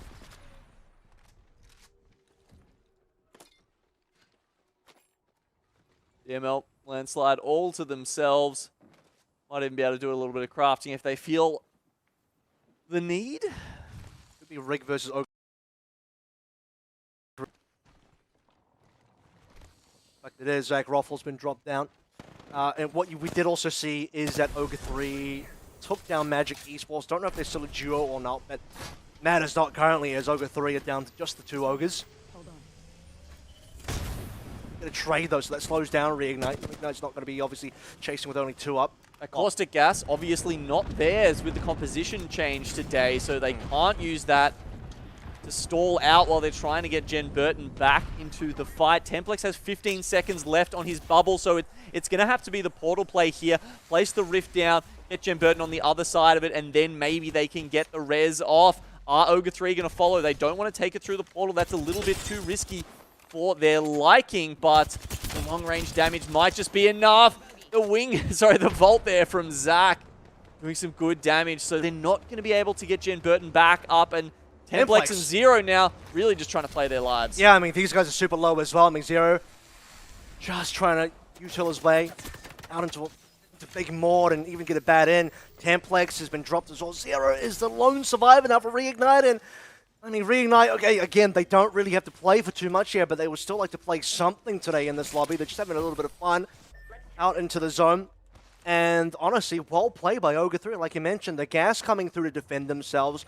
The resurrection, the revive rather, onto Zach Roffle to maintain their 3. And there was no res on towards Jen Burton, which meant a 3v2 that Ogre 3 knew that they had the advantage on. They've got the chance to get back into it, though. I mean, you know, he's on Big Maud. He's outside the circle. They're unlikely to pressure him too badly. And he does have some replicating options there. Could bring he could bring the mobile respawn beacon into that. We are trash. They're going to be fighting over in, I believe this is Lava Siphon. Yep. On top of them is going to be, I believe that's called Sage. So damage being put in there. Savior Heavy going down. Fences, I believe, still available, but Rudenaze is the last member of We Are Trash. Take a lot of damage on the backside, and Golden Sage feeling pretty good about this situation, or are they? GP, 1v1 currently trying to make the chase down happen. As he tries to pull through the fence, he feels like he might just be able to get the kill on the other side of it, but the slowdown actually means he will get knocked down in the end. So GP waiting for him to get up the stairs and try and get the res. Do We Are Trash hear this? Do they want to do something about this? No, they're too busy trying to get the reses themselves, because Yanlis and Savior still on the ground. Rudene will get Yanlis up first, but unfortunately Savior couldn't find a safe spot, so he is going to be eliminated for now. On screen currently is Reignite with Zero, looking for a beacon, but now under fire. Trying to find out where that is, actually. That's really far outside the map. Under fire from, I believe, 4 of 4 was looking at Zero, who is still alive. Yeah, so okay for now. They were next to him in Lava City when he was taking that fight with Ogre 3, so yeah, not a surprise for him to run into them, but certainly an annoyance, certainly an issue. So, back over towards Lava Siphon. Golden Sage versus nice. We Are Trash in a 2 versus 2, and a mobile respawn beacon. Mingyue back into action. I mean, I'm sure at least We Are Trash would love to do the same thing with Savior Heavier, but they're going to have to go a little bit further out. Okay, so we're seeing some map vision here. We knew it was always going to be Lava Siphon. The circle kind of left no doubt as to that, but where within Lava Siphon was a question. So the teams up at the north, they've been rewarded for their patience. We've got Method to Madness there, Lightning Unicorn, Pavlova, Inferno. Those guys all very happy and currently sitting within buildings. Let's have a look. Are any of them caustic players? We do have Hold up. low-key doing that. I believe We Are Trash is just down to the single member now. We are looking at S&G. They're trying to throw in some extra damage, but Evo Berserker right on top of We Are Trash, who just barely got their 2 members up. They took a lot of damage from Golden Sage as they were walking through. Yanleys, who got revived, will now be almost their last member up as Rudenade's on 1 HP. Yeah, you can see Evo Berserker trying to work their way into the building there, taking down those annoying Watson fences. As you said, Rudenade was brought back into it. You'd be bubble res, the only advantage it really gives you besides the cover it was anymore. Rudenade getting Yanleys nerfs. up actually, so the other way around. But in either case, you know, only the 2 of them alive, trying to find a beacon. Straight away, Evo Berserker's like, no, I don't think that's going to happen.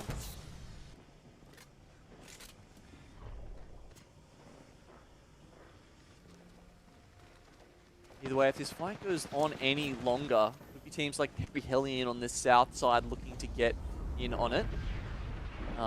Perry Hellion are aware that the circle will shift north, so it might be might be time to start thinking about how they make their way further in there. An update as our Reignite managed to get their entire team back into action. We'll need to find a decent amount of equipment. They're pretty far away from everybody right now, and just ahead of them is also going to be Perihelion, who have done a pretty decent job so far in today's lobby. And Zero will be the one scouting that out. Yeah, it looks like they probably heard the res come through, so I think Perihelion, you can see they've started turning their vision back towards outside the ring, so I think they're very much aware of this, and Rig are going to have their work cut out for them. Not only dealing with them, but also 404 not found, who are inside the ring hunting them. But Perihelion, as you can see, posting up here, constantly looking towards We Are Trash, who have also got all of their members back in. Man, Respawn Beacons, the mobile version at least, doing pretty well. Yeah, so that's going to be Sevi heavy back to action, so Fence is going to come up pretty soon. Zero, decent damage. That'll definitely be a bit of a welcome party for Perihelion, as Fendelys takes all of the brunt of that. Still outside the ring though, so not ideal for Reignite. They want to find a way to be able to get in. At least they've scared away 404, so not too worried about third parties at the moment, but still, difficulty is to stop taking zone damage really for now. Yeah, look, it's only round 3, so they're not taking too much damage at this point. It is possible for them to sit out there for a little while if they need to. Perihelion, though, they might not let them sit there for very long, Avril. Yeah, Perihelion's just about to jump in. Currently, they know that Rig should surely be low. And Reignite, they only barely got all their members back into play. They don't want to be playing with another rat for now if they can.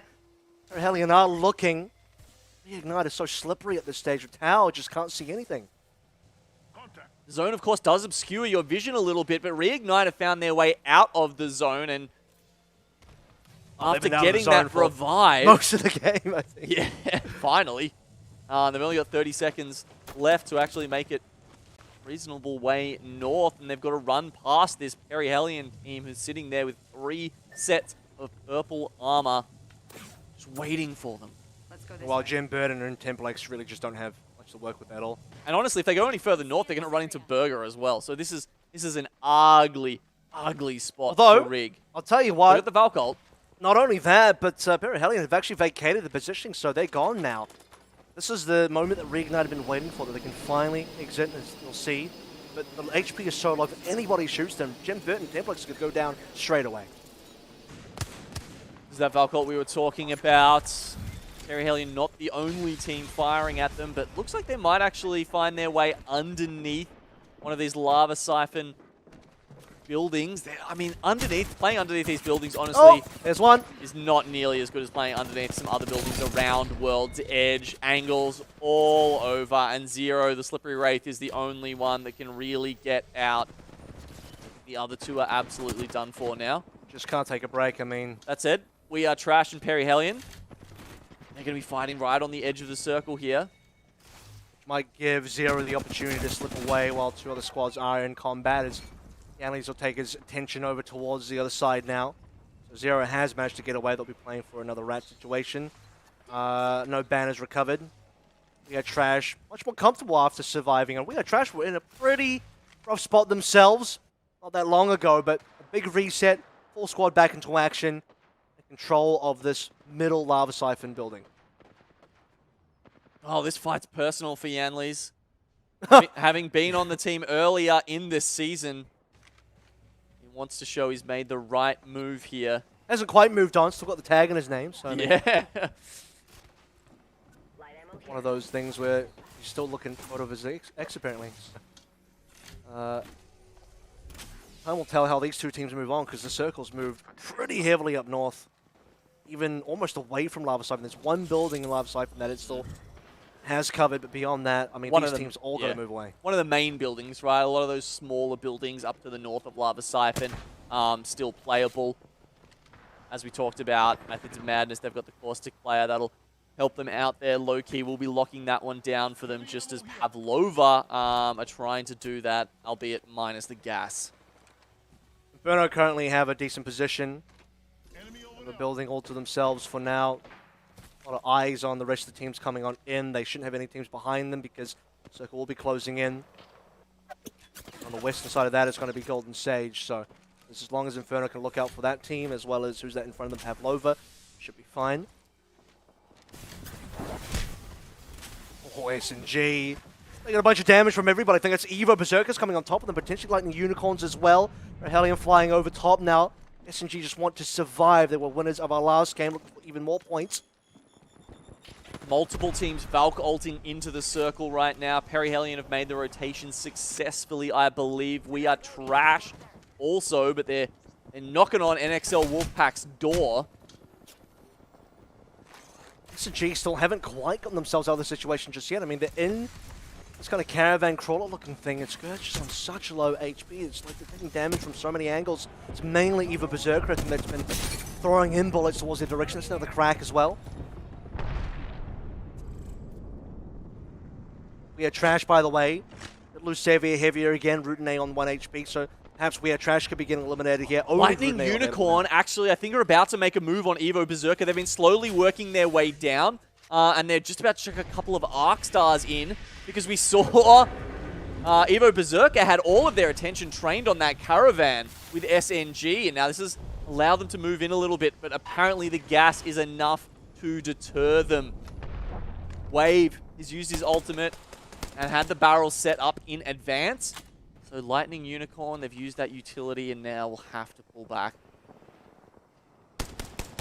Update north side as well. Rutine now is the last member. We Are Trash, but down south is Eva Berserker with Incap taking so much damage, and that's going to be Eva Berserker back up. But could this be an opportunity for Lightning Unicorn to maybe invade? We're starting to see utility being dropped down here. Bubble's been used. Eva Berserker trying to hide behind as much gas as possible. That was enough. A shoo away Lightning Unicorns a little bit earlier. Ogre 3 in their own. Got to fight over to the north side. I believe they're fighting up against. Find out at the moment here. Might be Perihelion. Or rather, no, that's the trash. In either case, Ogre 3 are down to just the one member. Rosmontes on 1 HP trying to hide behind his teammates down shields. Trying to use that 750 health shield there just to try and block these grenades that are coming in, and it will actually afford Rosmontes the time to get back up and hopefully get his teammates up as well. Oh no, he had the gold bag as well. Yeah, here comes Golden Sage. Could have been opportunity there for Rosmontes, but nah, look at that. Angles on all sides, as you say. Golden Sage.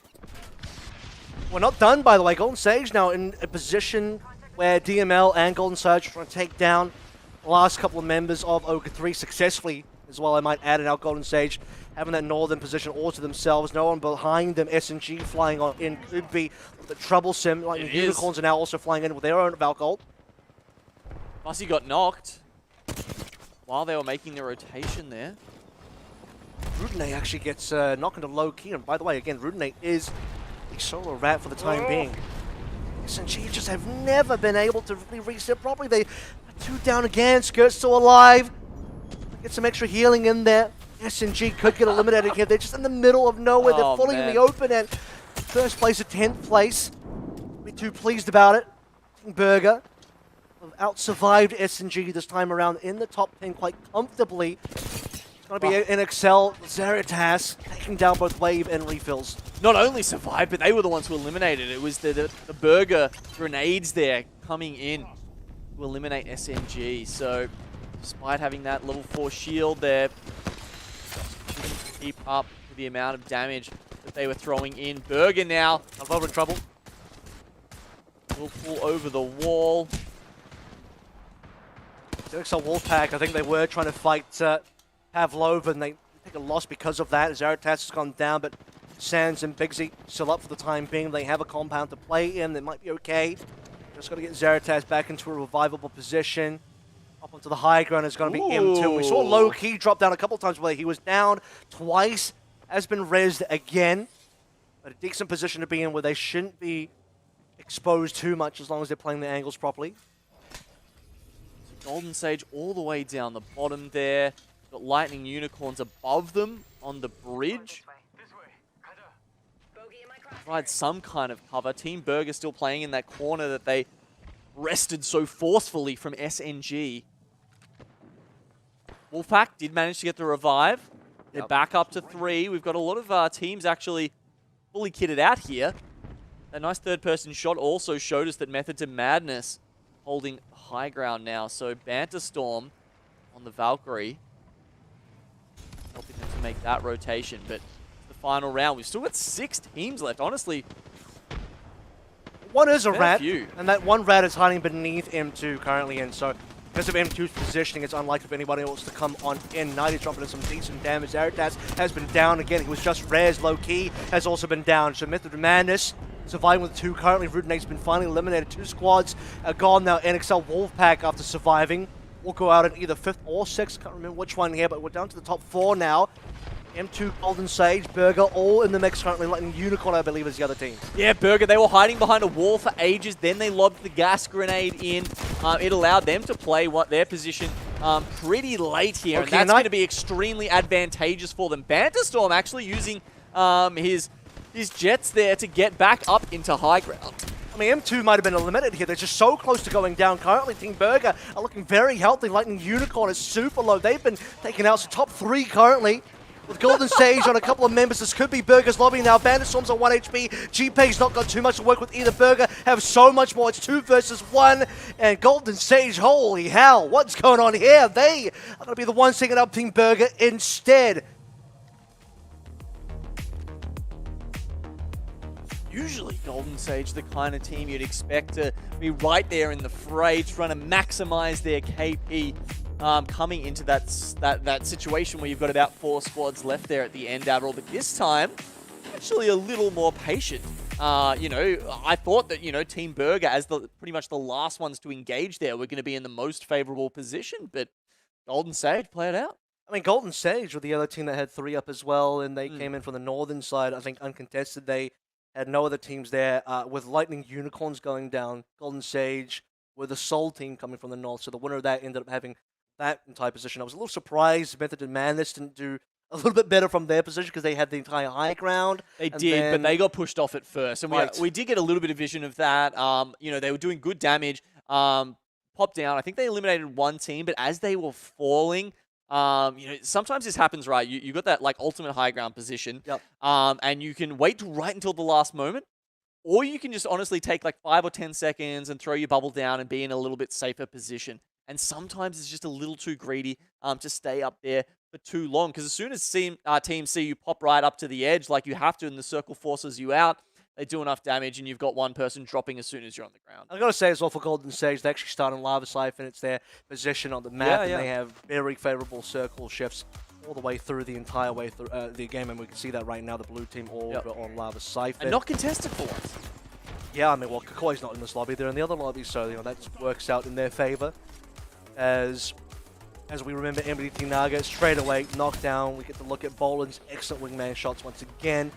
The final 1v1 versus Riot, where it didn't take too long for Boland to be able to get the rest of the team get back in. We'll see if Perihelion actually have top positioning still after this game. I don't know. I can't remember where Golden Sage were on our leaderboard for this lobby today. NXL Wolfpack for the longest time, as we're looking at them, were the kill leads. You can actually see that it was, I believe, Zeratas on 5 KP. Ooh. Getting back to form just in time. You got to remember, NXL Wolfpack, if they have even just an average performance today, honestly, they'll squeak into the top 20. Yep. And then they've got the chance to run it back. Because I think, they are the last ones, essentially, to win a large, prize pool to take a playoffs Look at kind this. of competition in APAC South. You actually had GP winning a 2v1 there. And that was kind of like as we were saying in the play-by-play, 2 members alive, 14 Burger, and in my mind, surely they would have the advantage there. 2 players shooting one. GP's health wasn't that great either, but he clutches out in a huge way. Winning a 1 versus 2 final circle, final squad versus squad. Couldn't ask for a better situation. Well, couldn't ask for a better win than that if you are GP to be able to clutch out.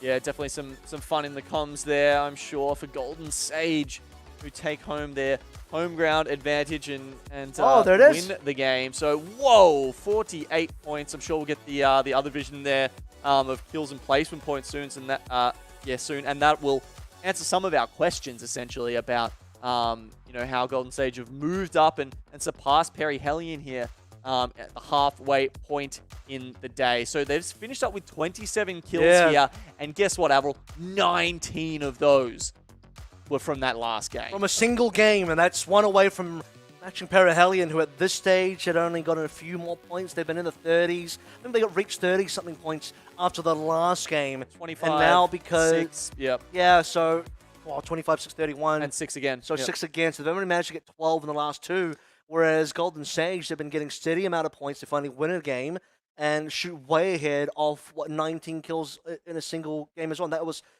what we saw yesterday with Dreamfire getting a 19-kill game for, what is it, 31 points overall. Yeah. So a huge 31-point gain for Golden Sage to shoot up ahead. And Burger, 2 games in a row now with their second place. Yeah, second place. It's honestly a little bit of a curse for them. I don't want to see them getting second place because I think that's going to start playing into their minds about the struggles they used to have. And, we talked about them needing every single point they can get. If other teams push ahead of them here, that could mean maybe they don't end up second like they were hoping to be at the end of today's standing. Ironically, Gino, the best they can do today is Yeah. second. Because Reignited first locked up, so the best they can do is get a second place. They've got 2 second places in a row now in 2 games. We're about to head into game 4 after this break. We'll see if Golden's, or rather we'll see if Team Burger can finally get that win today. Last time I said this, Gino, straight away they did. So let's head to that break. We'll come back, we'll watch game 4. Could it be Burger's time? We'll find out after this.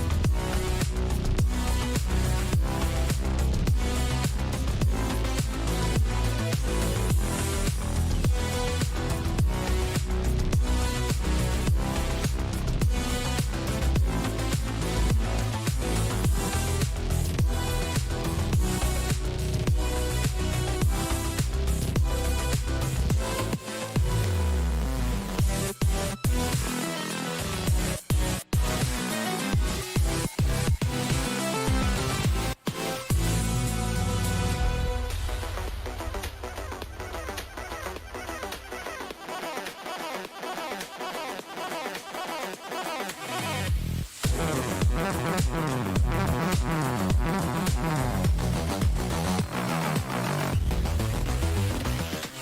back to ALGS APAC South here in Week 6, the final week of Pro League. Reignite have already crowned themselves champions of Pro League, but still plenty to play here for Genome as we just finish up game number 3. Team Burger back-to-back second places. And a very interesting win for Golden Sage as they win a 1 vs 2 GPA with a huge clutch. Yeah, massive moves by the man. Yeah, Reignite, as you said, they've already won. Trying out a new composition today. Maybe just changing things up, being like, well, you know, it's a good lobby to try it out. Yeah. Why don't we see, you know, if there's something that works better for us now that the meta has moved a little bit away from the caustic, from where it was at the start of the season. Seeing that move from that to Jen Burton. But yeah, look, it's not really about them today, is it? Or it kind of is, but like it also isn't. Having locked it up, it's about the other teams trying to find that way into the top 20. Yeah. SNG, they're looking for it. Teams like Perry Hellion with a big day could also get there. It feels like it's going to reignite coronation here. It's just a big party, and all the other knights are jousting while the king sits on his throne, just doing a bit of a golf clap here. Let's catch up with how the other lobby is doing, A versus C, as some important teams over on that side need to do a decent amount of catch-up. I believe Kakoi have won another game. That will now be 2 games that Kakoi has won, and MDY did get game number 2.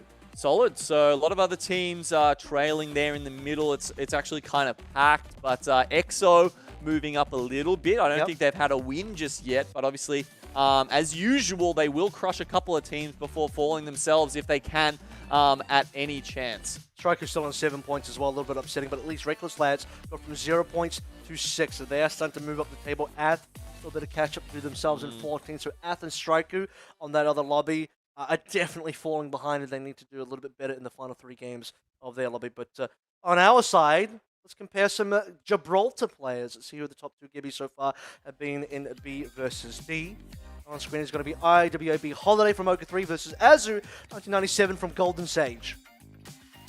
Yeah, so obviously Golden Sage here, they're sitting at the top of the table after that big win from them. So Azu has been doing a good job of that. We didn't see that final rotate. I'd be interested to see how they managed to swing that, right? Because they were sitting down the bottom of that cliff face, and I'm not sure if they either Valcolted up there or just slowly climbed and somehow didn't get taken down by, let's say, you know, Lightning Unicorn that was sitting on the bridge above them, but certainly it worked out for them in the end.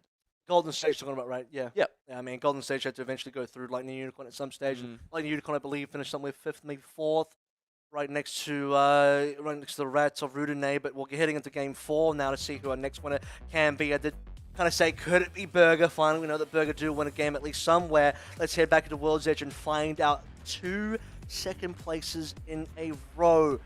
Are they the bridesmaids of APAC South?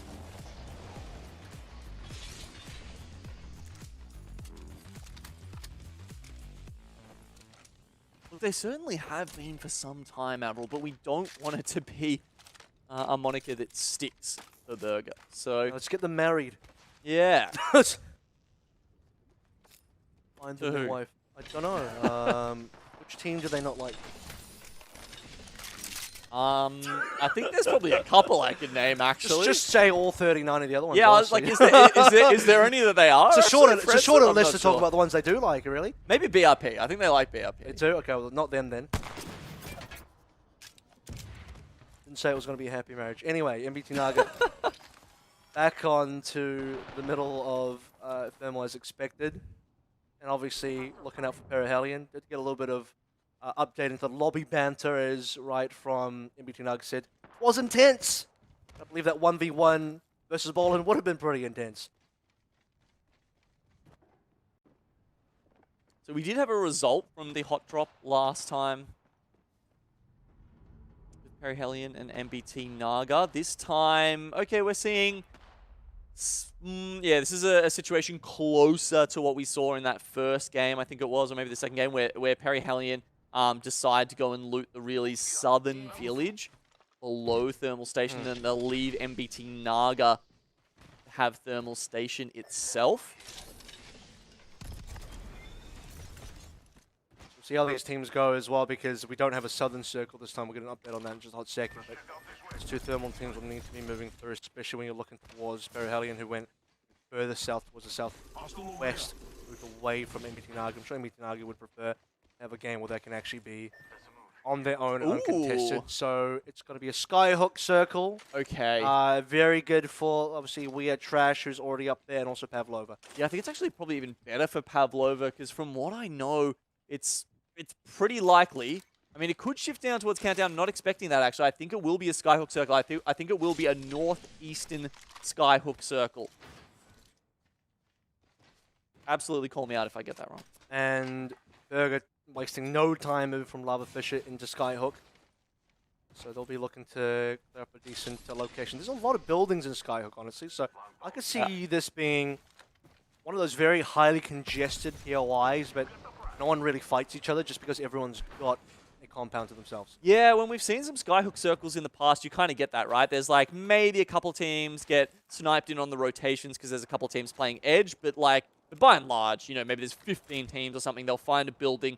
It's not really that hard for them to sit in that and be safe, and so it really does come down to those last couple of circles, and you get some large periods of inaction, really. But I think that also can, you know, will that happen if there's a northeastern Skyhook circle? Not necessarily, because you might get a bit more action in the tunnels, where there's teams like Method to Madness and Inferno currently up there at the moment. Inferno actually making the rotation in through the northern tunnels balloon, though. So Burger had kind of, they're banking on a very northern shift for Skyhook. And Unicorn have the middle of Skyhook currently where the actual Skyhook itself is. So they're prepared to go in any directions. Everybody's dropping in now. M2 might be landing on top of Burger, which is potentially ill-advised. Maybe for both teams. We've actually seen this battle between those two teams before. Reignite have got a building to themselves. They're okay. Inferno are okay as well. So Method to Madness, yeah, they dropped on the roof. Burger inside the train tunnel.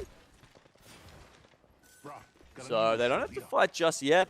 Oh, I don't know. They may have to at some point. I don't think Burger really would have liked to have neighbors, but they will get one. Or maybe they'll just evict M2 out. M2 are like, you know what, maybe not. Maybe we'll just go down to this free building here. No one's at. Inferno, which is looking around. They're okay. And actually, Inferno have a beacon on top of their building, so they might be one of the few teams that if they can access that regularly, they'll have pretty advanced warning as to where the shifts are going to be. So that's maybe the only beacon in all of Skyhook as well. Look at that. Nice little advantage for them. I mean, you know, they might be able to keep it for as long as they, it's actually within the circle. We're seeing Xenomorph here. They can fight a bit further down the map. Xenomorph on 2 members currently alive versus Strel, who are also on just 2 now. Lindley and Shusty still alive currently. Xenomorph can still maybe get a resurrection, but Finiki's about to go down here, just taking way too much damage. With that, Mackey's to fall. First squad eliminated now. Let's go, a happy Shusty. 3 KP for Estrell. And a banner recovered. They just have to get past Golden Stage. If they can do that, they'll be okay. But Estrell, they lose Shusty, and it now is only Lindley available. Just get past Golden Stage? Did you see those guys last game, Avril? I don't think that's a just.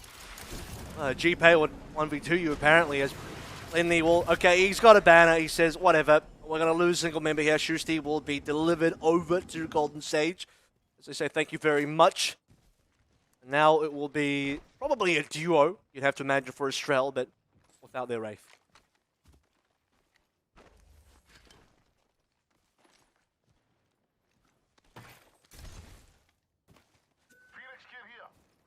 As we talked about, expecting a couple of teams to fall prey to those Edge, those aggressive teams, the teams that like to take the fights early on no matter what. Golden Sage, definitely one of them. We saw that in the kill counter going up throughout the games, and as we're into this second half now, Golden Sage is certainly looking like one of those dominant teams in Group DVD. So inside of Skyhook currently has 404 drop in, and they're saying, okay, what real estate's available? Where are those agents at? They are the 11th team that have now landed inside of Skyhook, with number 12 coming in. That's going to be Powerless flying in as well, trying to discover what's available. There's still like 5 or 6 buildings there, but do they know where those buildings are is the biggest question. Yeah, sometimes it's hard to tell, right? If the other Valve's people are correct. inside the buildings, it's not necessarily as easy for the Valk to use a passive reignite. Currently being pushed by Powerless. Powerless is just looking for a home, really. The cold is really bad outside in the night. Reignite of one of the buildings available. Powerless, you probably don't want to be in here if at all possible. They might even get pushed by 404. But managed to jet themselves out again. They're flying into potentially a free building, and Reignite is just going to hold this top floor. Yeah, no, they'll 404 go into market. And look, if they're Powerless, I mean, they'd be... Hitflex? Wow, okay, they're actually pushing up. I thought they were just going to take the bottom floor and be happy with that, but Powerless don't. They want to take out the preeminent team in the region, and they're going to do it in a straight-up 3v3 fight from the low ground. And Powerless have all three alive. I mean, no one even went down there. No one got knocked. It's not even a res, just, you know, a couple of bats in there, maybe a mid for Divinism, and straight back into action. Powerless have completely outpowered Reignite in their own home. And, like, sure, they had the armor advantage going into that fight, Avril, but I still, even with that, even with a couple of extra ticks of armor on their side, would have expected Reignite to be able to push them back. All right, well, we go from 12 back to 11 teams now inside of Skyhook. So a lot of buildings on that eastern side, pretty clear for now. Probably expecting a few more teams just to land on top of buildings that have already been occupied. But hey, look, if Powerless have done it versus top dogs in the region so far, maybe another team could also evict somebody else from building. Now, if you remember, I was saying I'm guessing it's going to be a northeastern circle. And, I mean, if we're looking at anyone who's been reading the circles well today, Avril, it's being Team Burger. And they are currently sitting as north as you can get in the train tunnel. So I think that lends some credence to that claim. That said, the teams do tend to be clustered over to the west more so. And it's really only Lightning Unicorns on the Skyhook and then M2M and Burger up the top, which I think, you know, might make their way into that, say, fourth circle. Yeah, you saw DML, Magic Esports coming in, Perihelion currently outside of the circle, taking a lot of zone damage that are trying to come in from the western side, so plenty of teams looking for positioning. SNG might not actually know where the circle is going to land, so they're still outside of Skyhook, inside Countdown for the time being. And one of the few beacons that is available, as a reminder, is in the building that Inferno have occupied, so Inferno might be the only team that get that information. Perihelion taking the Valk over. Looks like they're going to try and repeat Method to Madness's run in here. So they're directly on top of Burger now. Once again, you can see Pricey coming up and being like, who's knocking on the door? Perihelion only have white armor. They do not even have blue armor on anybody. No person on this team. They're pretty weak. This might be They pop out of cover at all this stuff. They do have the Wraith Portal, right? So if they can find a playable spot, maybe even just outside the train tunnel, possibly. They don't want to pull inside, right? Because Price is in there. He's been in there for a long time. I am sure he's got the full six traps set up. I think the biggest thing will be, like, where do they even Wraith Portal to?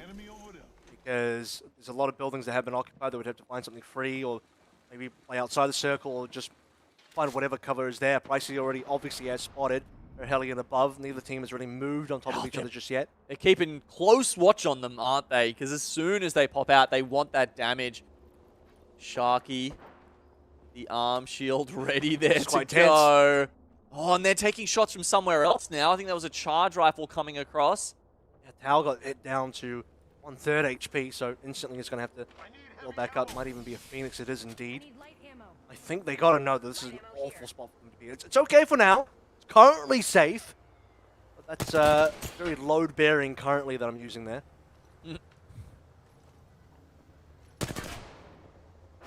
Golden Sage flying in. I mean, they've got enough ammo to get to charge their armor up a little bit, that's for sure. Yeah, Golden Sage, they've decided that it's time to move on. Oh, the damage! I think that was from Magic Esports on the back end, on the eastern side, and GPay is like, alrighty, we gotta get some cover, and they've actually managed to find the building right next to M2, so new neighbors between Method Madness and Golden Sage. Round's about to close in. That means it's probably time for Inferno Esports to pop back up to the roof. Yep, we see the bubble for them, and they are going to get our next scan. See where this prediction goes. I get it right. Yes, basically, I'm gonna take it. Gino, I think the interesting thing is, other teams, I don't know if they realize that Inferno will have this information. If they kind of keep an eye on Inferno, see where they go, they might be able to get some familiar information as well. Be like, Yes. okay, well, if Inferno are moving there, then maybe we should as well.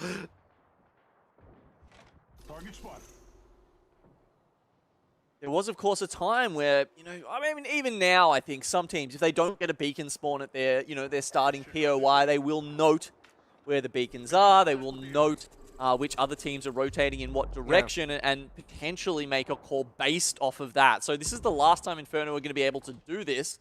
Actually, no, sorry. The ring will close once more, and they'll be able to have one more look before they have to leave that building.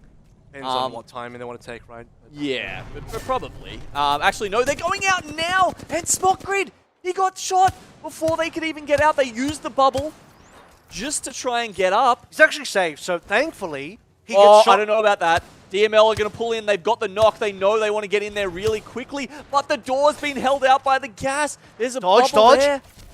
Okay, Perihelion also. Finally, they're making that Wraith Portal rotation we talked about here. So they're going to get across. They're actually going to find a building to themselves right next to Powerless. So they've successfully done that. It looks like, yeah, Inferno did get back up in the end, right? Because they had correctly trapped that door. They didn't want to kick it down as soon as they would have. They still wouldn't have been able to charge through there because the caustic gas would be going off for another, 10 seconds? Genome, it's not just that. I mean, DML took 5 from Lightning Unicorn. Dodge got down from Lightning Unicorn, who are actually, in the middle of Skyhook. So a third party there kind of also saves Inferno. And Inferno would have loved to have been, kind of valking over. I don't actually know where they would have landed. So to me, maybe it's for the better that they weren't going to be moving that early, because where the hell do you even go from the Valk Ultimate? It just seems like everywhere's congested. They would probably have to go on top of that sort of train station market, whatever area that Perihelion previously were, because that's the only kind of open space, as MBT Naga are about to find out. Okay, shots rain in. That looks like the building that Stroll Method coming to too. Madness are holding. They want to go for a roof, perhaps. And yeah, look, they're going to land directly on some other teams there. Magic Esports. Yeah, Strel, they're going to land the 2 members that are left alive for them, and now on top of Burger, so neighbors yet again. Magic Esports moving in right now below M2 and also Golden Stage, and they've instantly landed into a bit of a skirmish versus M2. Trixie taking a ton of damage there. Magic Esports just have nowhere to go. I mean, both of these buildings are occupied currently, so this is not realistic. They can occupy MT Naga, taking way too much damage here. MBT Naga just coming so late on top of 2 teams, not looking good for them. Flame Shot will be, you'd have to imagine, not long for this world. So we do get the, is it essentially the Perihelion MBT Naga fight there in the end? It doesn't happen in Thermal this time. It's the prophecy, right? I mean, at this point, Destined it is to fight. destiny. It is really, really destined that these 2 teams had to run into each other, Fenderleys and Bolin. So apparently, but Bolin taking a ton of damage. It's actually not been decided just yet. I thought perhaps MBT Naga would get eliminated. I mean, Powerless have also joined this kind of power struggle between 3 teams, as it were.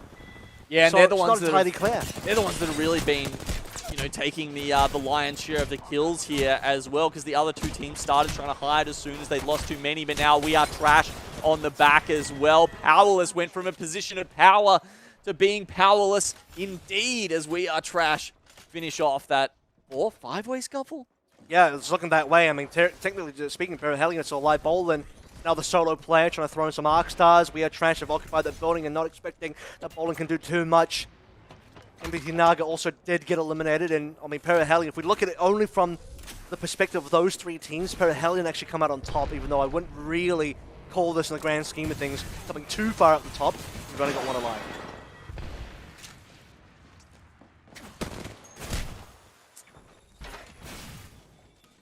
The crypto teams do have some vision of the next circle. Avril, it's directly north. It is covering only 1 building, or at least a part of that building, and it's the train station. So we've been giving mad props to Burger this time. And they've once again decided exactly the right spot to start off with, the right spot to hold. They got there early, and they're being very well rewarded for that.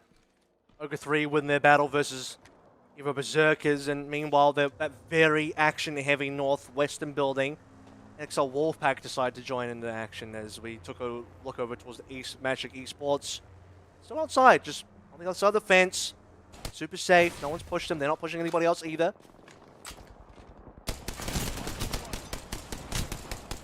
Okay, there's that circle. You can see a couple of teams in the middle there. Lightning Unicorn on top of Skyhook, 404 on the first level. And then we've got Pavlova down the bottom at street level there in the middle. That said, as you can see, because of that green circle, all of those teams on the eastern board there are going to have to move in or fight each other, and they've got barely anything to hide behind. How does Burger know where this is? I think Burger's dad works for Respawn. That's the only way they know where the circles go every single time, but they've read that perfectly, as well as kind of a strail landing above them, and also we have Trash right towards the western side.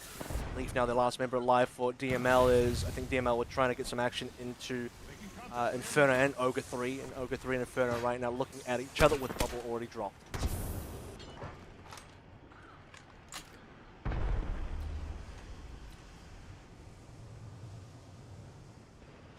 Inferno just trying to cover all their angles here. These kind of buildings extremely hard to take from a core stick. Valkyrie does help. Can pull up behind them on the balcony if you're lucky. This is Pavlova, as we talked about, right down the bottom. They actually, I mean, look, they'll probably take some fire from Lightning Unicorn and 404 as they try and pull a bit further up. But yeah, there's 13 squads left, as expected. These last couple of circles in a Skyhook game are just brutal.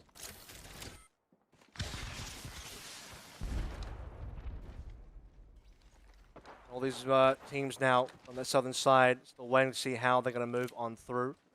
Yeah, look, well, you know, Pavlova, they've got a tough decision to make here, right? Why don't we have a listen into them and see how they decide to make this rotation? You may want to ult them. I'm going to hold on to it for now. They do have to move, though. Yeah, get ready. And just focus them. It's going to focus them as well. 50 on Gibby, blue. Still one behind. One.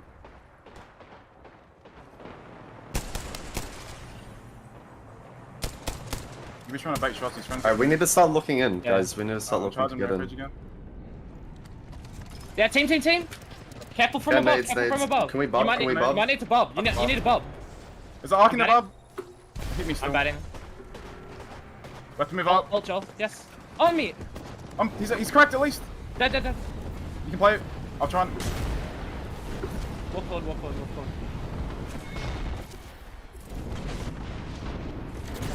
I'm getting... Oh, man. Oh, there you see it. 404 the ones to come out on top. So there were the 3 teams there playing from Skyhook. Lightning Unicorn met the same fate as Pavlova there. And really it was 404 basically right on top of us. Just come in at the last moment down that ramp and use that a little bit better. Give me like room to play. I don't understand as GB have like a little bit more discussion from Pavlova in terms of dissecting what exactly went wrong there. But they kind of get stuck while the circle closes in from behind them. And XL Wolfpack will currently in on the southern western side. Yeah, in the open as well. Not the best position, but it's currently not in danger, so they're okay. They need to be thinking about how they get into a position to come on top of another team. We have Trash above them, and I mean, Golden Sage and M2 still in action on that northern side. Did Burger get eliminated? I'm trying to find out, actually. Yeah, it looks like they've had the train station taken away from them. Finally, that's 2 games where they've just read it perfectly, Avril, and unfortunately, too many teams have coveted their position, and they've just not been able to withstand the onslaught. Look at this mess. We just saw that like third person there with about 10 different people all stacked on top of each other, and right on top is going to be Golden Sage with Mingyue and Azu. Looking down, I mean, look how many people are below them. Oh, trying to get away. The stun isn't enough to stop the Skyward Dive, so they will make their way up, or eventually coming back towards the earth. But Ogre 3 don't want to drop down, really. They do as much damage as they can, but they're going to be met by Methods of Madness there, and you can see that the bubbles have to come out immediately on the low ground. M2M take the fight win. They'll grab the armor swaps and then move in with 5 teams left now. The duo are looking to do even more damage. But NXL Wolfpack on the low ground here still have all 3 members alive, and that's going to make it much harder for them as they use that little bit of cover behind the walls there. Fall back behind the bubble, but NXL Wolfpack get to use theirs last. That's a big advantage. Yeah, I mean, they still have things to play with currently. They're just going to use that time to fat up and get their health back into action. We have Crash still in. You're starting to see Golden Sage drop by Mingyue. They're gone, so Golden Sage, winners of the last game, have been eliminated. Wolfpack are down to only 1 member. Zaratas trying to stay alive as a lone Wraith. Finds a 1v1, can't do anything about it. 2 teams have to go. It's 4-4 versus We Are Trash. Both teams saw 3 members up and available currently, but so much damage coming through from We Are Trash, and they will be the ones to take out game number 4. From Trash to Kings. Rags to riches if they keep that up, Avril. I mean, these guys have definitely shown up in this weekend specifically. Saw some big stuff out of them yesterday as well. 2 clutches, you know, that spring to mind from Savior. Yep. This time they don't actually have to get down to that ugly 1v1 situation where the pressure's on. They do even better than that. Honestly, I think 404 had the better position, you know, just in how those circles work, right? They were the ones behind the wall, hugging it, wait for those teams like NSL Wolfpack that we saw, M2M to go down. Then they climb over the walls and start their assault. But suddenly, We Are Trash just turn around and in a moment's notice, eliminate. I mean, funny how well the game goes for you when Sevi Heavy doesn't get crushed by a gondola or whatever it was in the previous game, so that definitely helps things out. When we look at a situation for, like you sort of mentioned, but We Are Trash, the play that was super patiently, so many other teams fought each other first. I was a little surprised that Golden Sage, from their position, wasn't going to have a little bit better of a time, but they were a duo only, so maybe not having a third player definitely impacted their ability to stay alive. Feels bad for Burger once again, having to defend their positioning where so many teams, it was like 2 to 3 teams landing directly above them. At one point it was Estrel, we had Perihelion up there, Golden Sage for the last team to hold that same positioning. Everyone eventually gets the prime location, even though Burger have the initial read. I mean, look at this mess. How many players in that bottom side just stacked up? Yeah, I mean, Method to Madness even were there at the start as well. I think they were the first one to land on top right. So, you know, Burger, like, they were so worried about that position. We didn't quite see what happened to them at the end, but, you know, I think there was probably just too many teams running in from the bottom because there was nowhere else to play, Apple. They didn't have any options. They couldn't just respect Burger and sit outside because they would have got destroyed by the other 3, 4, 5. I don't know how many teams were sitting probably out in the open as that 5th ring closed. So, unfortunately for Burger, you know, this strategy that they're trying to employ of finding the correct spot and just sitting there for the longest time isn't really working out for them today. Well, I mean, it's working out for everybody else who's kind of using that opportunity to say, if Burger are there, must be a good spot, and every other team eventually lands in. We Are Trash taking away the big bucks here, 12 of the placement points. And NXL Wolfpack doing a decent job as well as a team that's really trying to head in. I believe 19th was where they started the day on for the entire split points. Now looking at overall group standings, the 4 games, Golden Sage still in the top position because of great placements in that last game. Yeah, Reignite, kind of just letting everyone else play it out at this point, sitting only on 9 points today. Lightning Unicorn, they were someone who was hoping to be in that top 5. With their performance today, they might not have actually made it. We've still got 2 games to go, that said, but they are well off the mark at the moment. Team like SNG, though, they're in 10th place at the moment. What does that give you? I think that's 2 split points overall. So they, at that point, if they're only getting 2, they're probably counting on some other teams not moving up the standings. Well, the problem for them is 404, the team right ahead of them. They're in 4th place. They're like 6 points ahead, 12 KP ahead as well. I mean, SNG kind of, at least in my mind, need to be where 404, or at least closer to where 404 currently are. So 404 did come second in that previous game as well as SNG couldn't quite make the same thing happen. I believe, I didn't check in where SNG actually got eliminated, but at one point, when I did see the map, SNG were on staging or somewhere south of Skyhook because they hadn't quite read that it was going to be Skyhook yet, so they came in super late.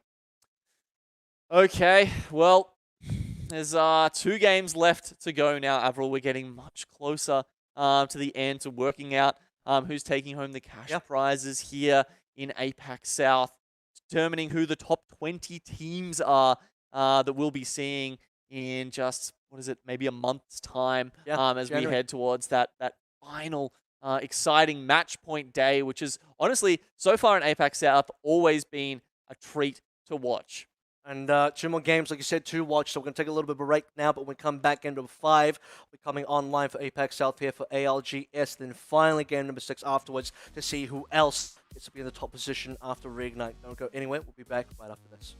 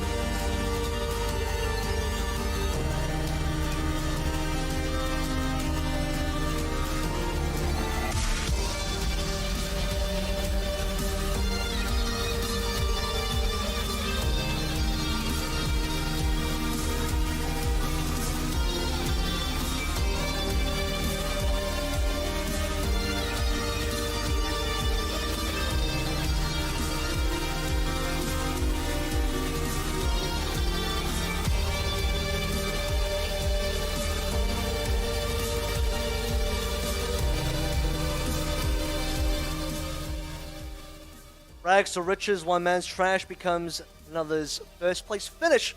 In our previous game, and coming in second is 404 as well, two teams. That fun fact, we're tied 20 and 20 points in today's lobby so far. So, I mean, both will now be heading up a little bit further, as we did see, but also breaking that tie between themselves as well. Yeah, we can, we had a look at the scoreboard there to see where these teams have moved around since that fourth game. But with the two left, it feels like there's still options for some people to overtake the lobby leaders still. Absolutely. I mean, Golden Sage is still up there. They have a ton of kills, great placement points. I believe they're still the team that are at the top of both placement points and kills for our particular lobby today. Not the team that I would have said were going to be a favorite. I do remember Golden State struggling in various other lobbies in past weeks, but today has certainly been their day. Let's go ahead and check out A versus C to see whose day it is on that side of things, because last we saw Kakoi was leading the pack with 2 wins. Now we got on top, still Kakoi, but Dreamfire won their game. Oh, look at that. Okay, so the two Chinese teams, second and third there. BRP look like they've unfortunately probably fallen off a little bit that game. EXO also, I don't think, have added much to their score since we last checked in with them. Reckless Lads. They came third in that last game. Ath came second. Yeah, they must have picked up some kills, though. Raikou came fourth, I believe. 15. So there you go. up. Yeah, Ath are definitely up there. Reckless Lads. I think the first 2 games, Reckless Lads were on 0 points. They went from 0 to, what was it again, 6 or 8 or something. And now from that to 25. So Reckless Lads have, over the course of 4 games, done a fantastic job so far. EXO Clan as well in that top 5. MDY still doing having a much better day. I mean, MDY and Dreamfire, funny enough, being right next to each other, have all also to me been kind of similar teams, but the opposite of performances. As far as yesterday's concerned, this Dreamfire did everything correctly towards the end, won the entire lobby. MDY did similar things, but didn't get anywhere near the same success. Yeah, Dreamfire won the lobby, doubled their points, got up to 24. And now they're definitely looking for seeding points. Other teams we looked at there, Reckless Lads, they would need to be at least in 3rd spot, I believe, to even make it to 13 points, but realistically, probably 2nd or 1st, actually, to make it into that top 20. So trying desperately to get there, but they've only got 2 games left to make that kind of difference, Avril. Oh my goodness, your Reckless Lads who were kind of on the outskirts as well, getting a decent amount of points to hold position or maybe gain position in that top 20, because otherwise Reckless Lads were starting the day 26 out of 40 teams. So now, looking to maybe squeeze in. Speaking of which, we're going to be squeezing to game number 5 now coming up, back over towards World's Edge to see who's going to come out on top. We are Trash now really starting to compete in the top point. Can anyone overcome Golden Sage?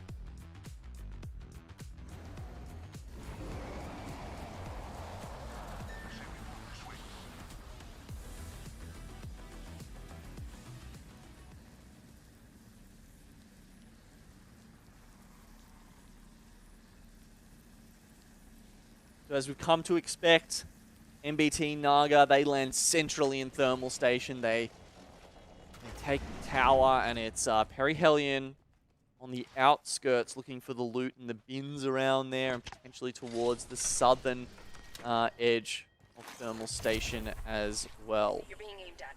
Look at that, even having to use abilities just off drop just to try and, get from one little building to the other. Perihelion, like I sort of said, they're just kind of giving up on most Thermal now and going towards the villages and the buildings close by instead. That's the life of a team being dropped on by another team, or whichever one got there first. Yep. Okay, another northern circle. Again. Yeah, look, could be. Actually, where it's going there, I think there's also a high chance that it pulls towards Survey Camp, and we actually get something, down near the train station as well. But yeah, look, the 3rd circle will give us a very clear idea of that.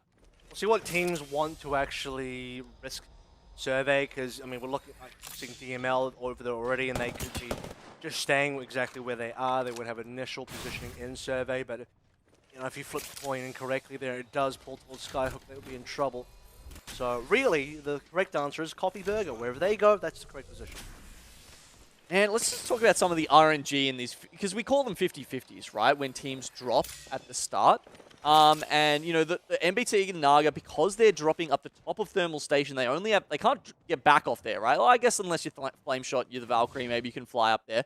But really, they just get access to whatever guns are up there. So at the moment, he's got a P2020 and a Peacekeeper. Not exactly the kind of things flame shot. you want to be using from long range. So depending on what that guy in the high ground, in the tower gets, that can make a big difference to how this fight goes. The other Valkyrie actually comes up. Bolin will fly up, and because I think of that, really lack of firepower there, he's going to take the height away from him. And now Perry Hellion are in a great spot to completely eliminate MBT Naga. I mean, forget about the P2020. What Flame Shot's going to get is early exit out of the server, out of the lobby straight away. I mean, 3v2 now. Perry Hellion don't mess around. Burner also get Bandistorm down, so with Manus in a bit of a skirmish currently, but Manus is sort of alive for the time being. Can't say the same. MBT Naga with Perihelion, that's what, twice in a row now? Have been able to comfortably delete them off the map, and with no casualties on their end either. So yeah, as predicted, the brave move there from Bolin allows the rest of Perihelion to pick up that fight pretty quickly, but SNG, they're in a struggle of their own there. Is Powerless, who of course have been starting in Landslide after losing that initial fight to Estrel in Tree. SNG though, gonna lick their wounds and walk down south. Let's move this way. They are aware, they've had the beacon scan from Harvester, which they picked up, so they know that they need to eventually make their way back up there, but thinking that perhaps, Powerless could just camp that tunnel on Landslide if they want to. They're going to potentially move around to Skyhook. Little do they know, that's probably even more a location because Evo Berserker are there already and Estrel are looking on. Well, SNG, they have the option of going to Landslide, but probably respecting Powerless a lot. I kind of wish they maybe have gone through because Powerless have exited, and like I said, staging could end up being really full right now. Evo Berserkers are not aware of SNG currently. They may be aware of that in a hot second if shots become fired, and indeed, a bubble has been expended. So now Evo Berserkers decide how they want to take this, if they want to take it at all. They could also just disengage further and leave. It feels like they're not looking for the fight.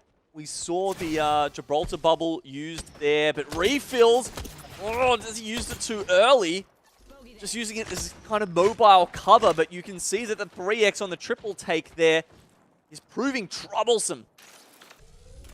We've also got a lot of damage, but seems like they have been able to reset properly. SNG might not want to give them that time though. SNG look like they still want to get really aggressive. They don't have a lot of armor to play through. Two of them do have blues, but not exactly in a position where it's full. The Berserkers on the meanwhile, they try to defend their location with at least one purple Evo on board.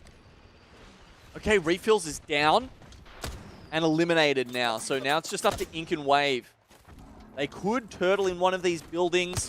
It's within the circle. That means they've got time. They've got the 4-stick to be able to try and lock that down, including the gas grenade ultimate there. If they can also just find a spot for a second, they've got Skyward Dive as well. So they might be able to just, maybe take a second behind the building or even just that outcropping of rock there and try and get away. The concerted fire from SNG, though, might be enough to bring them back down to ground. What route out of this fight are they going to look for? The guys are also available to them. Being shot at. Damage coming through from Skirt. Mind you, Estrella is just behind currently. And Cather's going to get dropped down as well. Wave, the last player alive, has been able to make it out. Berserker will have a single rat available, but it's not going to be over. Estrella still chasing behind. They're really slow, though. SNG have been so much quicker, and Wave is still under pressure. Wave can turn a little bit of damage currently, but it's not looking great. Wave can only survive for so long. There's just way too many players from SNG on their tail, and SNG, not only will they eliminate Berserkers from the map, but also make sure that Estrella cannot catch up. Yeah, look, he's no Natsuru-sama. That building in particular, I have seen that man go into with a hope and a dream, and two down teammates and Natsuru-sama come out on the other side of it with a squad wipe to his name, but no such heroics there. The Evo Berserker player. SNG, not necessarily happy with the 3 kills that they've picked up there. Are actually looking back now, back towards Estrel. They've been spotted out. Sage as well now. Fly through. And looking towards the survey camp potentially. Yeah. You see the tunnel has been taken over by the Lightning Unicorns for now, and behind Golden Sage is also going to be Reignite on the tail. Yeah, DML on the survey beacon building. Doing the majority of the damage to them. They made their way north. Strel, similarly with the Valkolt, have done that and leapfrogged SNG. Reignite barely been a factor in today's fight, but Oh, they don't need maybe to that changes now. yeah. Who knows? I mean, Oh, they just haven't back got- on the classic Jen Burton on the Bloodhound. You love to see it. Back over into Epicenter as well. I get the damage on the 404 if Reignite decide to do anything here. Not too sure where they're trying to go, maybe towards Survey Camp. Well, we did get a little bit of a circle update, and all the Survey Camp coin flippers have unfortunately landed tails, as it is looking more Skyhook now. Yeah, so as mentioned last game, right, Skyhook circles at the moment tend to be almost exclusively north-northeast. And it does feel like that's where this one's going to be pulling again. That said, it'll be a very different dynamic last time with everyone filling up all those buildings until maybe Circle 4. This time, they're going to have to fight their way through the tunnels. 3. Potentially dropping on top of Golden Sage, and MG also making some movements out of Fragment currently. As you see, yeah, definitely an engagement over on towards the bottom of that tunnel. A lot of teams currently inside Skyhook currently. Yeah, you can see Ogre 3 in picture there. They've lost their second member. It's only up to Zach now. Just trying to get a med kit off desperately while Golden Sage are being held by DML. So they're actually, I don't think they'll probably pick up this third kill. They're thinking about retreating into the tunnels because they've already gone 2 down to DML.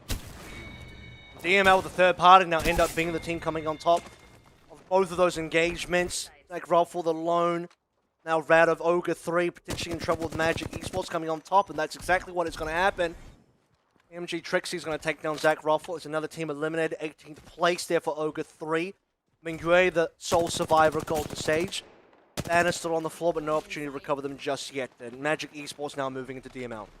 Yeah, fantastic opportunism there by DML, pulling out from their safety in the building just at the right time, taking down 2 of Golden Sage, as well as making sure that the last member of Ogre 3 had nowhere to go between them and Magic Esports. That's going to be bubble forced out now, so Magic Esports doing a decent amount of damage.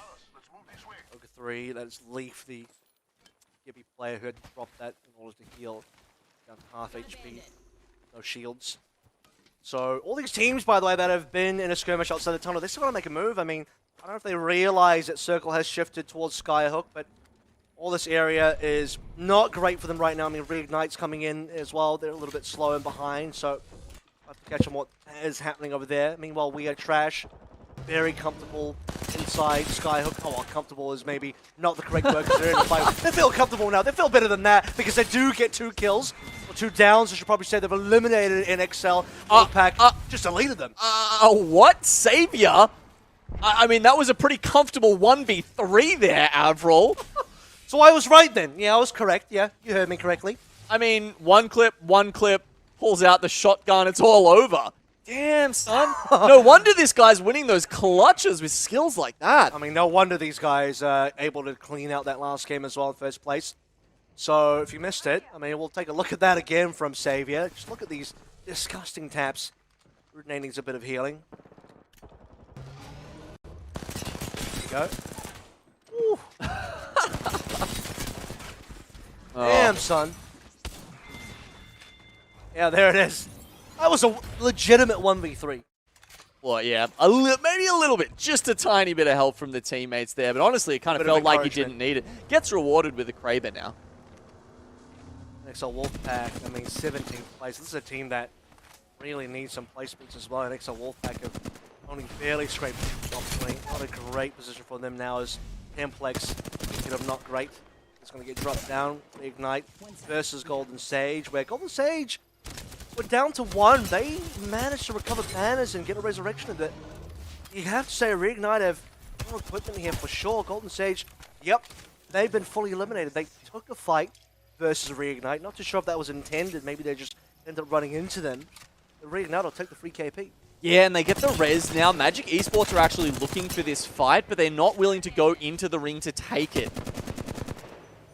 Harry Hellion also not wanting to go too far out because they've lost Bolin over here at staging. They're taking on SNG, who are still pretty damn healthy, and as they come outside into this bubble, they're going to try and interrupt that res. Fussy and Skirt. Fussy and Skirt versus only, I think, no one now. Once they got down Bolin, that was going to be it, and SNG will survive their location from Countdown. So we're going to be moving in over the top of the mountain or around the back end of Skyhook, and now looking over towards Magic Esports, taking a fight versus Reignite. Only down to 0 currently. Templex is already gone, Jim Burton's gone for good, and 0 just trying to escape. So despite having that time to reset after the last battle against Golden Sage there, Magic Esports eventually do decide that taking the risk inside the ring is worth it. They are rewarded with some KP there onto our split standings leaders for APAC South Reignite, and they're only left with 0. Not just leaders as well, Gino. Winners? Pro League champions for Split 1. Well, I mean, they haven't won the playoffs yet, but they'll have won the split. In the case, Method of Madness, the Australian team, trying to make a home for themselves. I mean, Skyhook, they were somewhat successful in doing that in our last lobby. This will be a bit of a run-it-back moment for them. Yep, so they're up against Pavlova. Sitting on different levels within the building, you can see. Peacekeeper trained on that doorway, just waiting for Pavlova to have a peek. Hostile on light armor, that is unfortunate. Okay, that's the Caustic ultimate, and that's the go button. So Loki pulls in with the Peacekeeper there. Switches to the heavy weapon there to take the second kill, and now they've just got one on the other side of the door. It's Jolis. Actually, he's making a run for it while his teammate is delaying them by sitting on the other side of the door. They eventually kick it in and deal with him, but he might have actually made it out. Oh, Jolis taking damage now from somewhere. I don't think that was actually from Method of Madness. Method of Madness went the wrong way. No. It's actually going to be Xenomorph looking for the final kill and the final blow onto Jolis, and I mean, M2 won't be able to pick up the last KP, but Xenomorph will say thank you and release the scraps.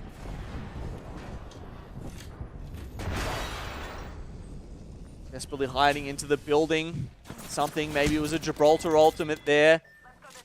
Destroying that part of his cover, and then Lenny is going to destroy his last hopes. Oh dear, Lenny actually stole that all the way from the middle of Skyhook. And Xenomorph were looking for that last kill for so long, and Lenny on his trail's like, oh, I might just take that long range, thanks.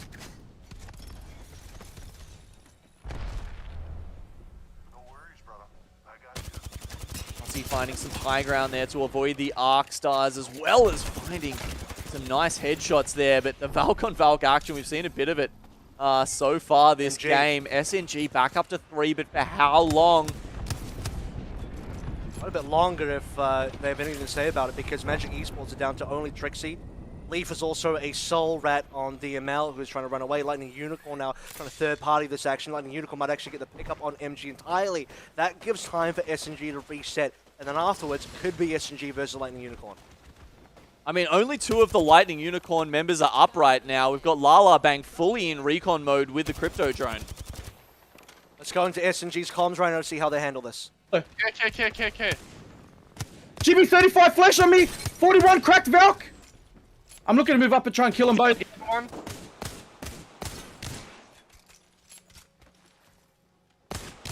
Good shit, good shit, We're just gonna look to fly. We just gotta look to fly. I reckon we gotta look to fly. I reckon we can walk. I reckon we can walk. Nah, bro. Carl, look at the walk. Look at the walk. You want to try to walk or fly? Nah, fly. Alright. Purple heavy mag, I need that. Right, there, just seems... You don't reckon we can walk it in? So where? Just keep walking, keep walking. Just keep walking. Try and get to the bottom of this building or so. Oh, that building's fucked. I know which one that is. Team in front of us. I'm pretty sure it's a solo Valk. Don't worry about it. I could probably pull us to the bottom floor of that. Yeah, can you? Yeah, if it's free. To this building? Yeah, I need the distance. Let's go this way. I'm starting the portal here. You just gotta look over me. You gotta look over me. You gotta shoot that cunt off me with a Kraber. Yeah, he's the one that had. He's shot. Portal good? Portal's in, but I'm stunned. I hit it back. I had to hit it back. I couldn't get back. It won't let me through the portal, bro. I've got to try and dodge, Carl. We have to take the portal. No, portal's Is it in death. the building? Portal's death.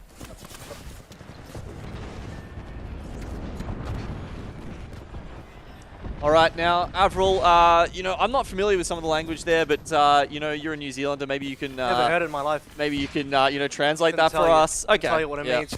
Unhinged and apparently uncensored there for SNG as they try and fight for survival now. All downed players on their side. We had Trash, completely different story. Fenced up.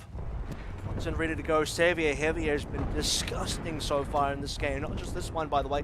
This one as well. We saw that 1v3 versus NXL Wolfpack currently still holding strong inside their building. As everyone's trying to just get together on top of any sort of locations and real estate in Skyhook. And would you believe it? The final circle is basically identical to what we had last game. Look, it's very close in terms of distance, Avril, but I think it's actually going to play out a little bit differently. The teams coming in from Skyhook, I'll give you that. It'll probably be the same sort of deal from them. You've got 3 teams sitting there, first level, bottom level. On the top, they'll have to walk it in. Last time it was 404 that won that out. This time we've got a couple of different teams over there. That said, there's 2 buildings in this final circle. So last time it was so chaotic because it was just the train station that teams could hide safely in. This time, Burger has, they're not in the train station this time. They're in the other building that's just a bit further east that they will be able to hold, or, well, you know, maybe I shouldn't jinx them on that because they've really struggled to do that so far this series, haven't they? Yeah, but they have read it correctly yet again. So again, their dad works at Respawn. We get it. We understand.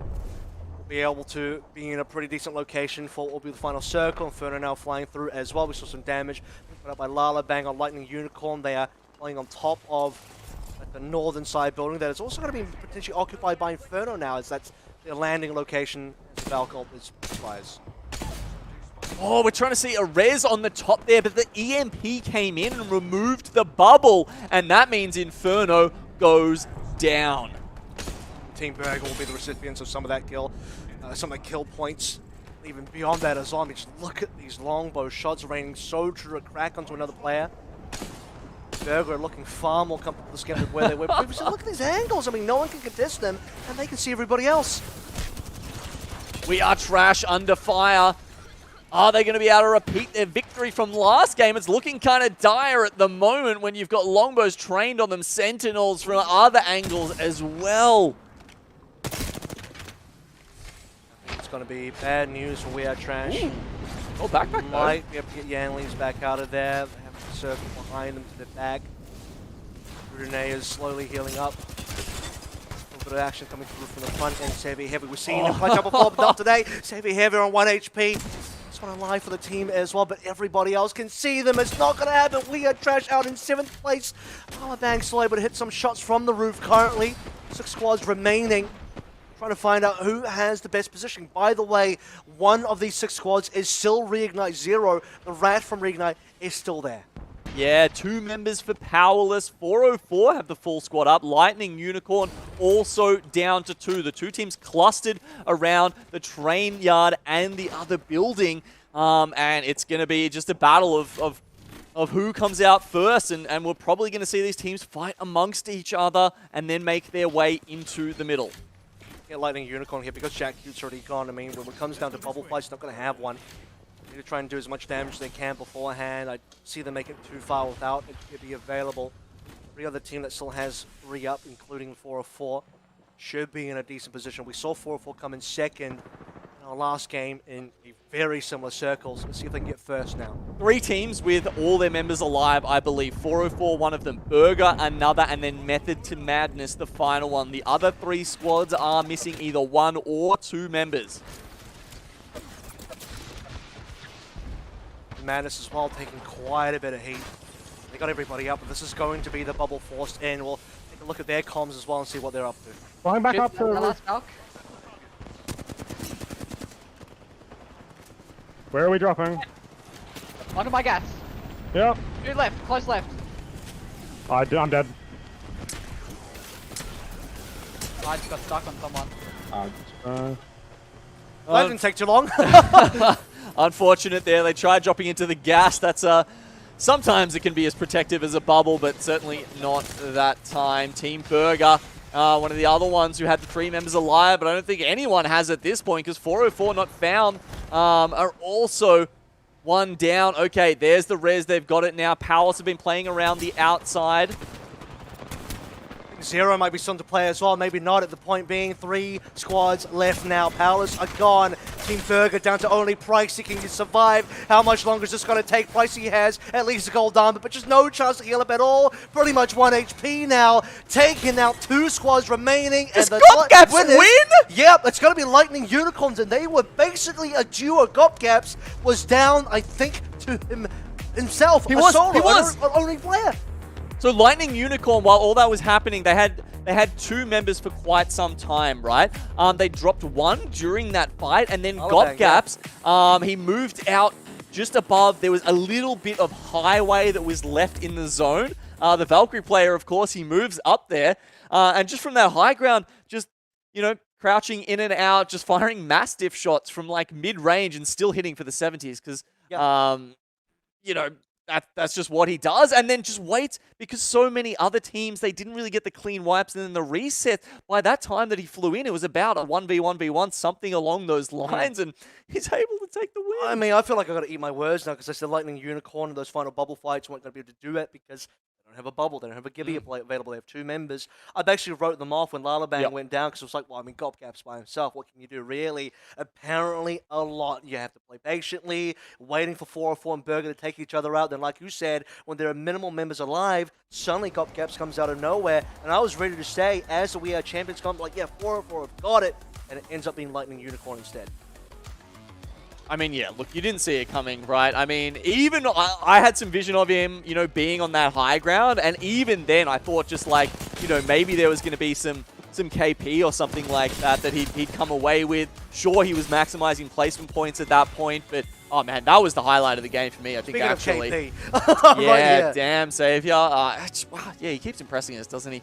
But yeah, look, Lightning Unicorns, they were sitting, what, like 11th or something like this, I think, in terms of the series standings before this game. So that's actually a really important win for them. How many KP they get off the back of that is something we're not sure at yet. Some interesting physics there, shooting the knockdown shield through the door. Yeah, I mean, if it clips through the door, anything's game. Okay. Break down the door eventually anyway, so here we go. We see Lalabang kind of land some decent shots. And this is that position they were in. So just down there to the left is where he won this from. Look at Gopgaps now. Yeah, Gopgaps you can see that. on top. He's waiting to see what everyone else is doing. And finally, there's the massive shots you were talking about, and just perfect positioning to finish things out. No one can shoot him.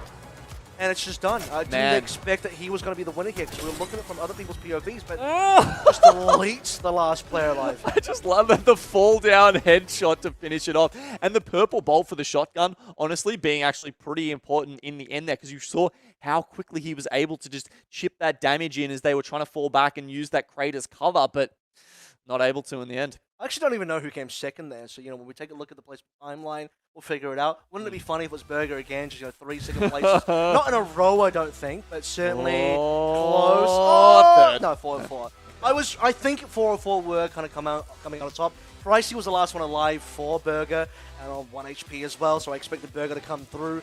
Again, wasn't even considering Gopgaps. That said, 15th and 16th, we've got Perry Hellion and Golden Sage there. You know, front runners at the start of today, not having a good game here in Game 5. That means they're probably going to fall down in the standings. And why don't we have a look and get the answer to that right now? Golden Sage still holding on to the lead. 404 with a decent game will push themselves up to be within 2 points. And we are trash. Impressing me with, you know, how consistently they've come through today. 52 points as well. Lightning Unicorn, so we said they were going to jump up a bit, and sure they have, but they're still 20 points off the pace. And by the way, talk about coming second a lot there for Burger. What about 404? That's actually their second game in a row where they've been second place as well. So that's kind of why they have at least a competitive scoreline. They did much better than Golden Sage, but Golden Sage had so many points to work with from previous games and their successes there. They still hold on to the top spot by only now 2 points. 404 are well within striking distance of taking them out in SNG.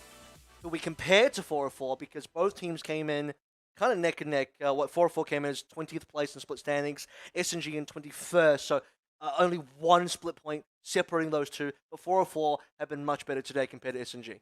Yeah, I mean, looking at Perihelion where they were standing as well, there are a lot of their points coming from KP, and I think in previous weeks where we've seen them do well, it's been the same thing. And it's because, you know, they start the game with a couple. Well, they're feasting on MBT Naga the entire way through. Exactly, right? They get those free KP at the start from the contest, and then they're just able to continue the game as they would otherwise, but just 3 points up. And that's why I think compared to some of the other teams that are in that sort of top echelon, they're actually doing pretty well in terms of the kill points versus the placement points. Yeah, I mean, things are getting dicey now because we got like 1 game left to go. It's really do or die now. Golden Sage hold on to their lead by only 2 points. They would love to get more than that, and especially if you have teams like NXL Wolfpack, We Are Trash, looking over towards, I mean, I'll throw SNG in there again. They are at risk of not being in the top 20, so 1 game left to decide whether they can catch up or not. But we're going to go to a bit of a break. When we come back, the final game of Pro League in Split 1 comes on the screen, so you make sure you do not miss this. Be right back after this.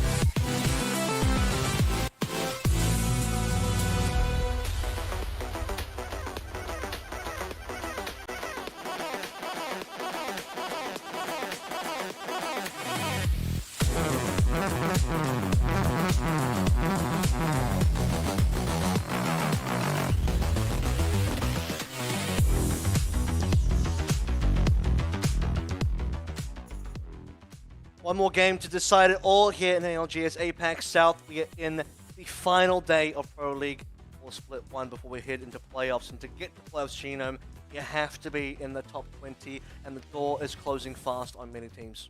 Final day, final game. There's only one chance left for some of these teams to make their way into the top 20, guarantee themselves prize money. All of those playoff teams will at least walk away with a little bit in the bank, but it's not a little bit if you're up the top of that. It's 50K overall, so the stakes are high, and even just getting the chance to have a look in at that kind of prize money is extremely important for any of those teams playing here today.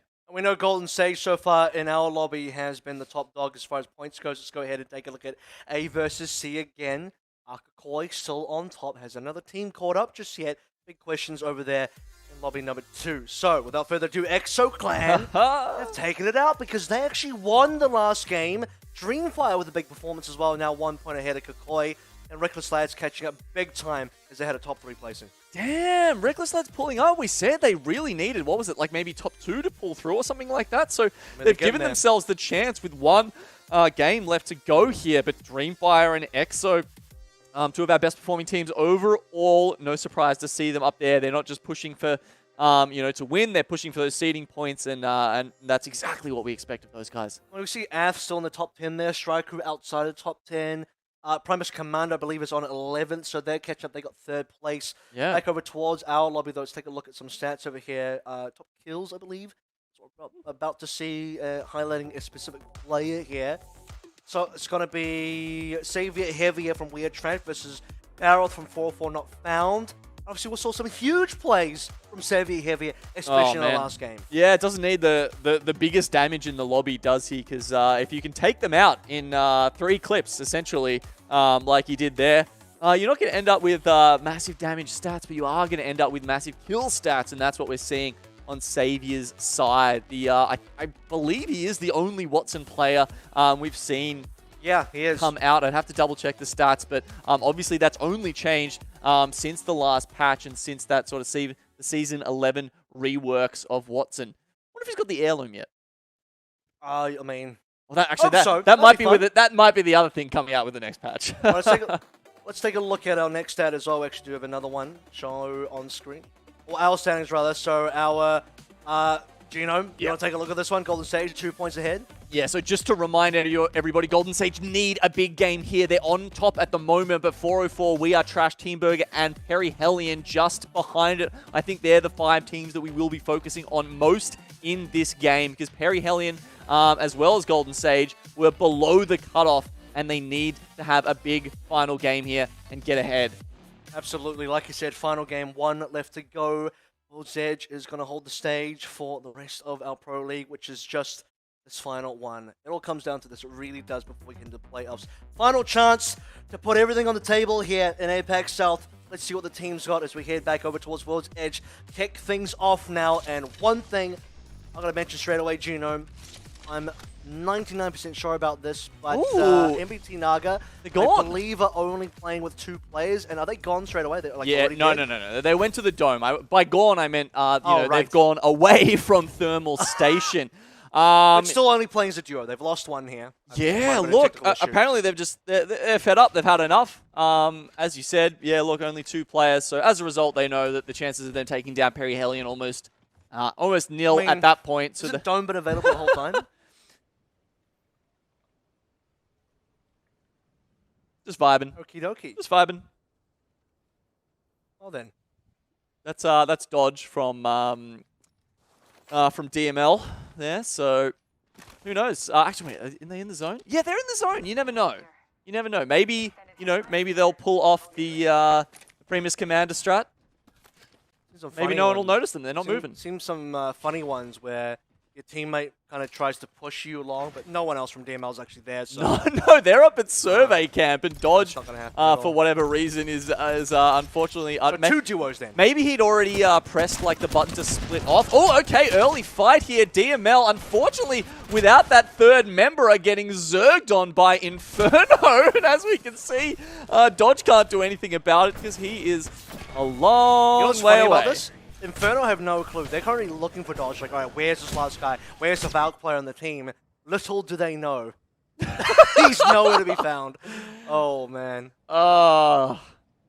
He's having a good time. You never know. Look, he could still clutch out some placement points from here. That would be wild. I mean, probably.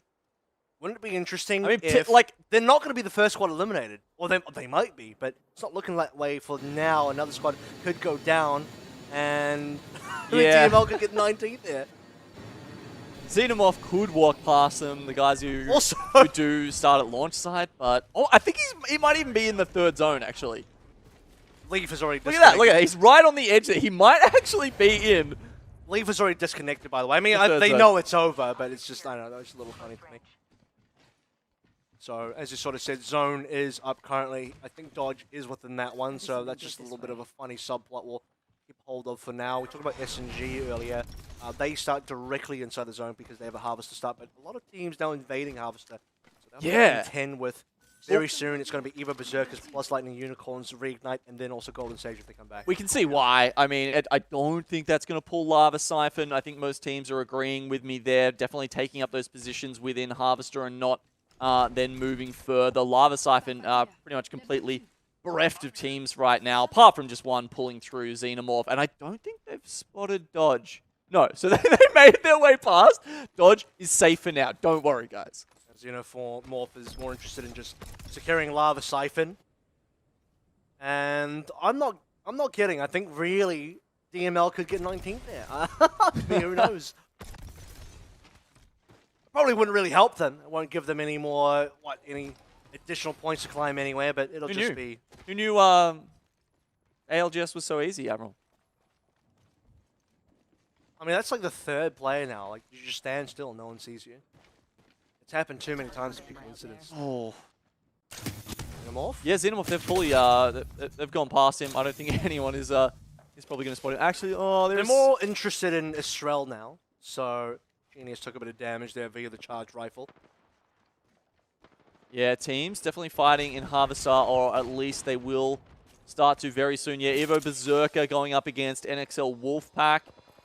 If Team Burger get a sniff of this, they'll probably start looking in on that. But there's this fight on the bridge where, look, the zone's definitely got some potential to pull down here. We definitely used to see a lot of those, maybe like Season 7 and 8. There were a lot of highway kind of pulls, I feel.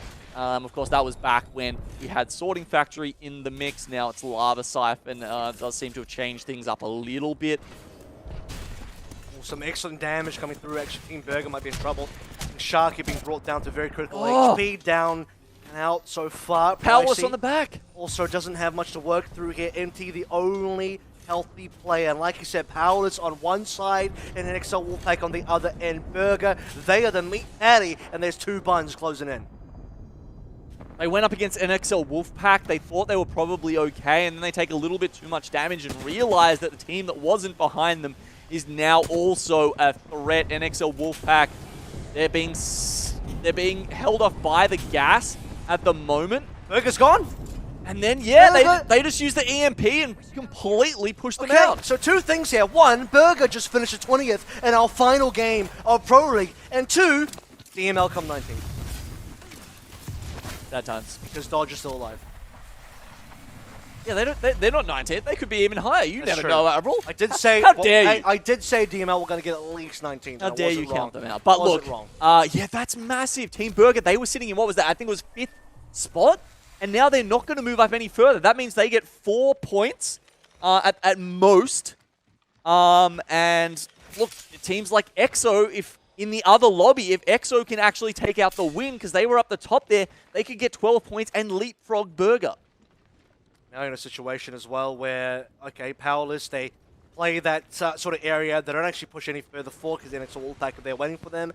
So Powerless go back over towards staging. Plenty of teams in Harvester. I'm counting something like 6 teams currently. That includes S&G, who are in the middle of it all. They already burned the Wraith Portal. I think they got 1 down as well. They might have been down to Rax, but no kill to secure. 3 as well, trading some damage versus Golden Sage. I suspect we will find something here.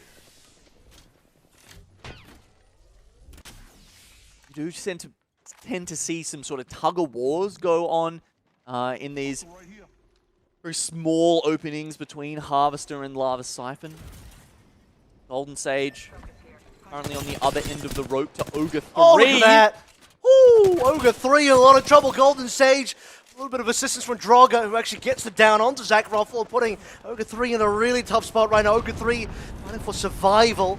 One member down, two members without any shields available. Holiday and Rosmontes trying to hold on for dear life. Walls are closing in around them. They really need this res. Golden Sage, though, they don't think about pushing it, or at least Holiday. the barrels were there for the moment, and that gave them a small amount of pause. But now that the gas is no longer there, they're going to use the bubble to try and finish this fight off. The Arcstar goes in. They have to dodge back around to try and get out of the way of that. But now, Ogre 3 completely removed. And the rest of DML's teammates don't even know it, but Dodge is still alive right now in this lobby. 18 squads remaining. Burger and Ogre 3, the first two casualties. More and more teams trying to flood into Harvester, or at least those surrounding areas. I mean, look at it. That's the look of a top 18 team right there. Did they oh no, they Valcold it over the top. They spotted him. MBT, oh, come on guys. Don't do it. Don't do it, no! Oh well, good luck. You beat two other teams. So, you know. To be fair, MBT Naga needed this, right? They needed something. Otherwise, I was going to make fun of them for getting 0 kills again. They get the 1 guaranteed here. They are a duo. They did lose a member coming into this last game. So, hey, go out with a bang. Do whatever you can. Now, Perry Hellion, I'm having a look at them on the west side here. Like them in 404. Currently sitting in that top 5, and this is Swifty twisting the knife in slow motion. Really? You're gonna slow-mo it as well? Man, come on, he did his best. Did his best tree impression. Now, Unfortunately, looks like a actually, tree you know, gets that up. was probably what got him, is that, like, you know, how many trees grow in water? Like, not that many. Maybe for, like, a mangrove. Speaking of MPT Naga, by the way, Flame Shot X did get down. Now it's only Rider Alive, who has actually changed to a Wraith. I can't remember what he was playing in the last game, but they might be able to get a res in there, but not expecting too much from MPT Naga this game as a duo. Burnout, damage on their end as well.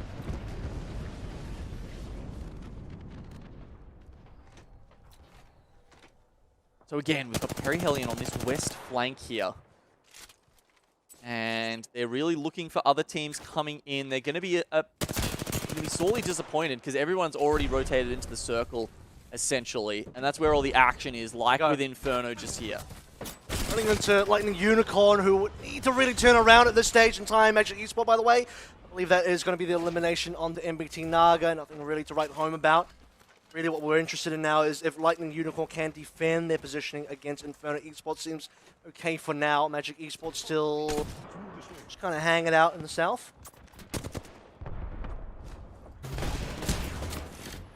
Okay, Inferno pulling up against Lightning Unicorn.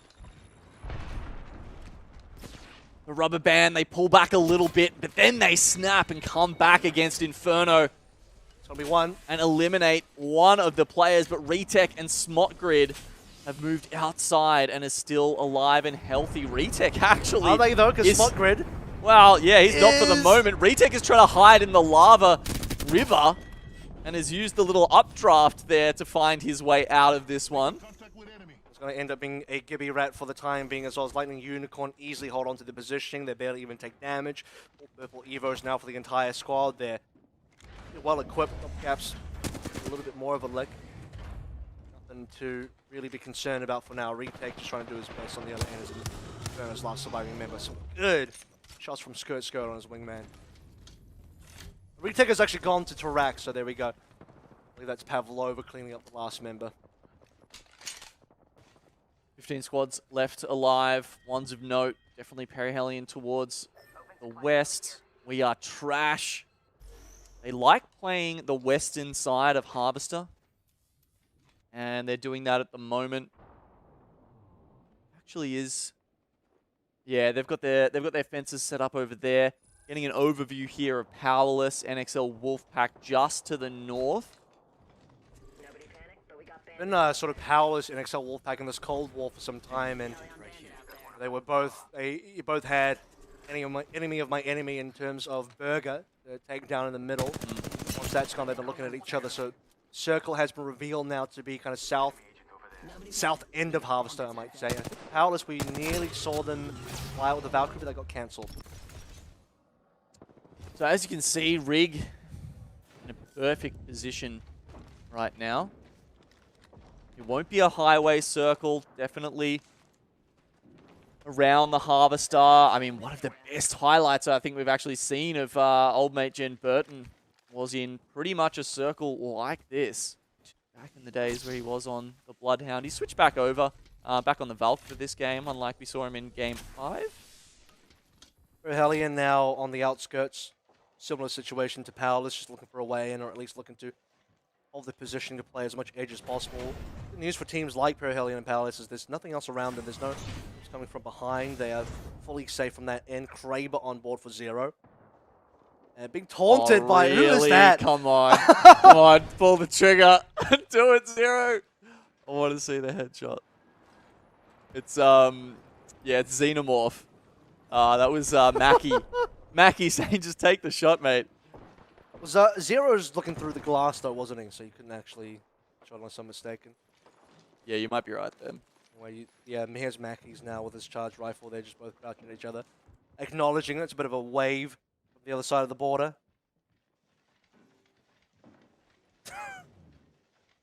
Communicating with the enemy through body movements. Interpretive dance is what I call this. There's a lot of shenanigans in this last game here. But it's, I think it's the time for jokes is almost over, Admiral, because this next circle is going to be the one where we separate the wheat from the chaff, I think. Alice is trying to do a little bit of damage via their charge rifle. They haven't really moved just yet. No, I lied. They've moved quite significantly. They had a bit of a northern edge. Now they've gone all the way south. I don't know where Perihelion were. Now Perihelion are kind of running into Reignite potentially. So both of those teams on the edge have made some further movements. Powerless still interested in playing as much edge as possible, though. Yeah, Perihelion playing the spot above Reignite. So at any point, if Templex gets a little bit annoyed at them, you can just pop the beacon, the ultimate. I mean, Zero might just down Kraber them. underneath them. Kraber might just have a a bit of a Kraber moment. We think he's just going to slide out the door, point it upwards, and get the no-scope. Yeah, why not? I mean, there's a Twitter clip right there. Being a Twitter clip, Xavier Heavy delivered one of those in our last game, and now we're looking at We Are Trash again. Playing their regular Watson fence strategies. Yeah, you need to find a good spot early to do that. And sure, they had on the western side of Harvester, but no longer. They do need to move further now.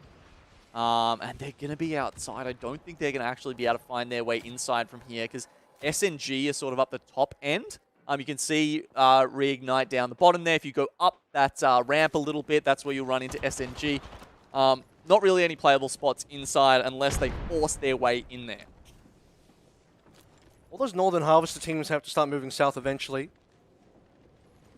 About 40 seconds until that needs to happen, but that 15 squads will be down to like something like 10, I'm sure, by the next circle movement. Perihelion, they're okay for now. Reignite, they're okay as well. I think the southern teams will be in a reasonable position. Estrel on the train tracks will need to be doing something. Magic Esports are rolling up on the train tracks now as well, so they'll need to all find a way in.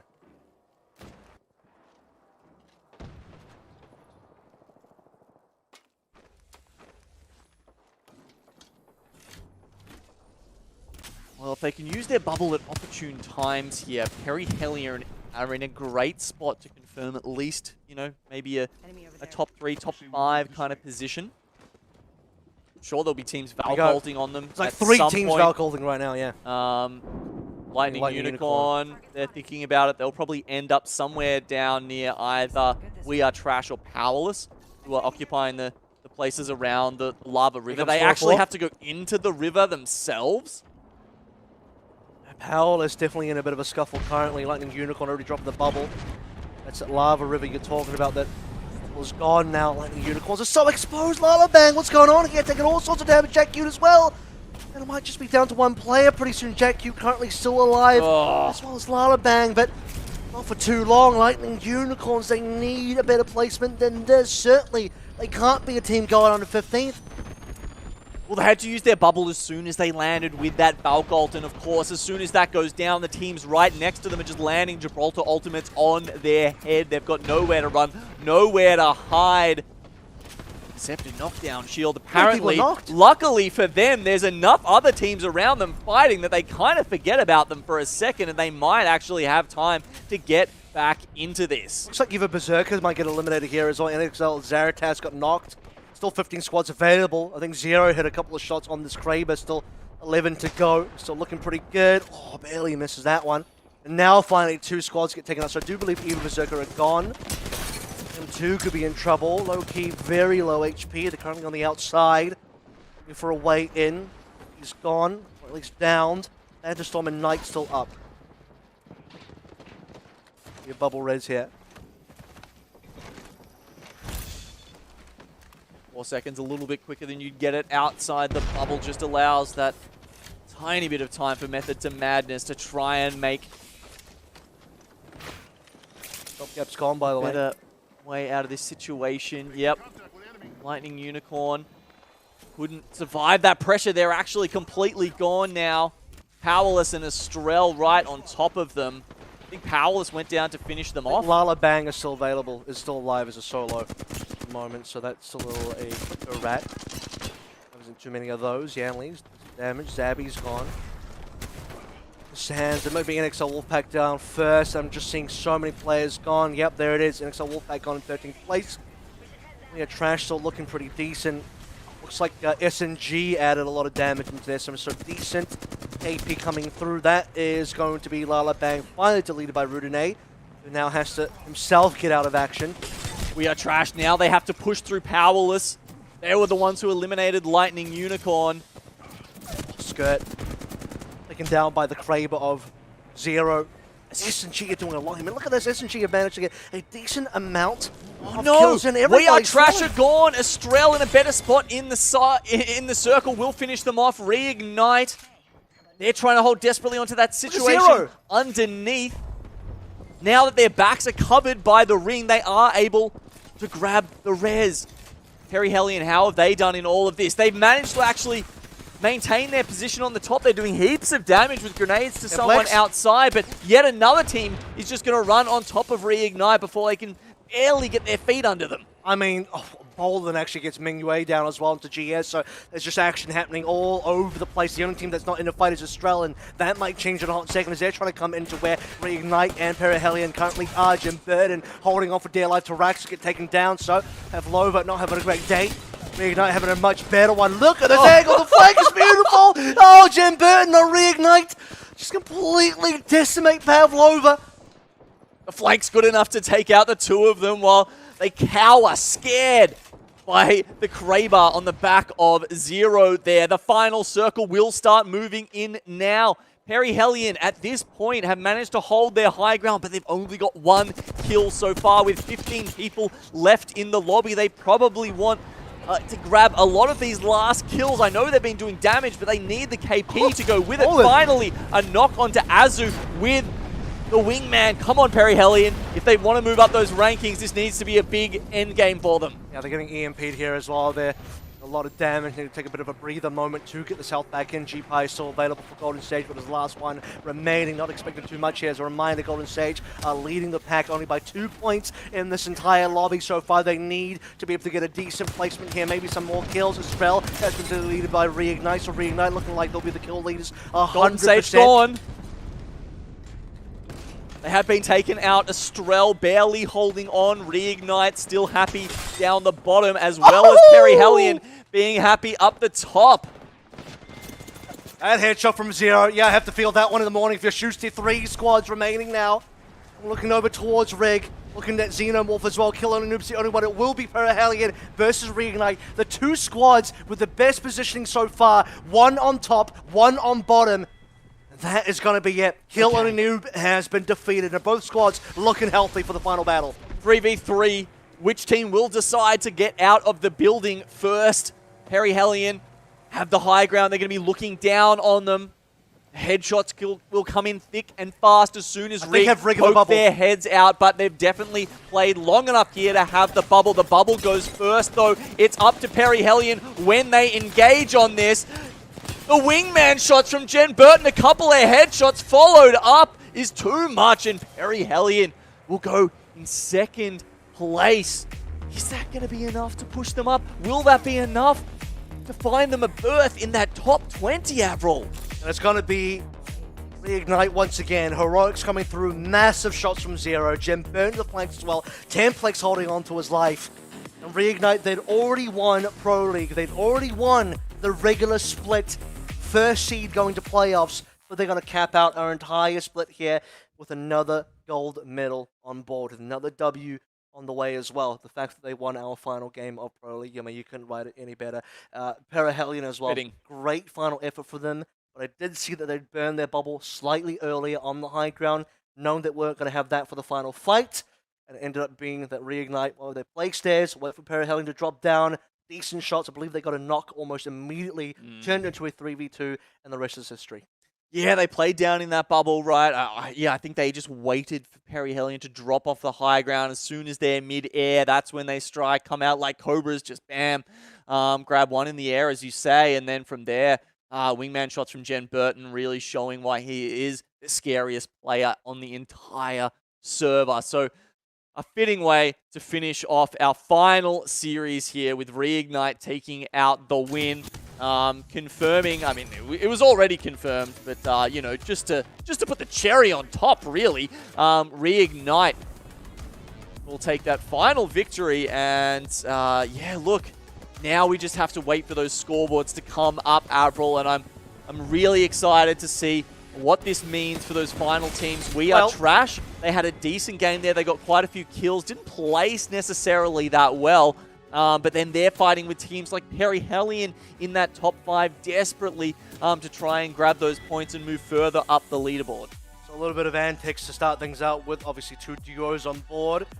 Naga end up getting dodged down from DML. Yeah, this little play as well. I say play, it's just kind of, again, some primal communications. I kind of want to speak a little bit more on the fact that Burger getting knocked out in 20th means that they're going to be sliding down the rankings here.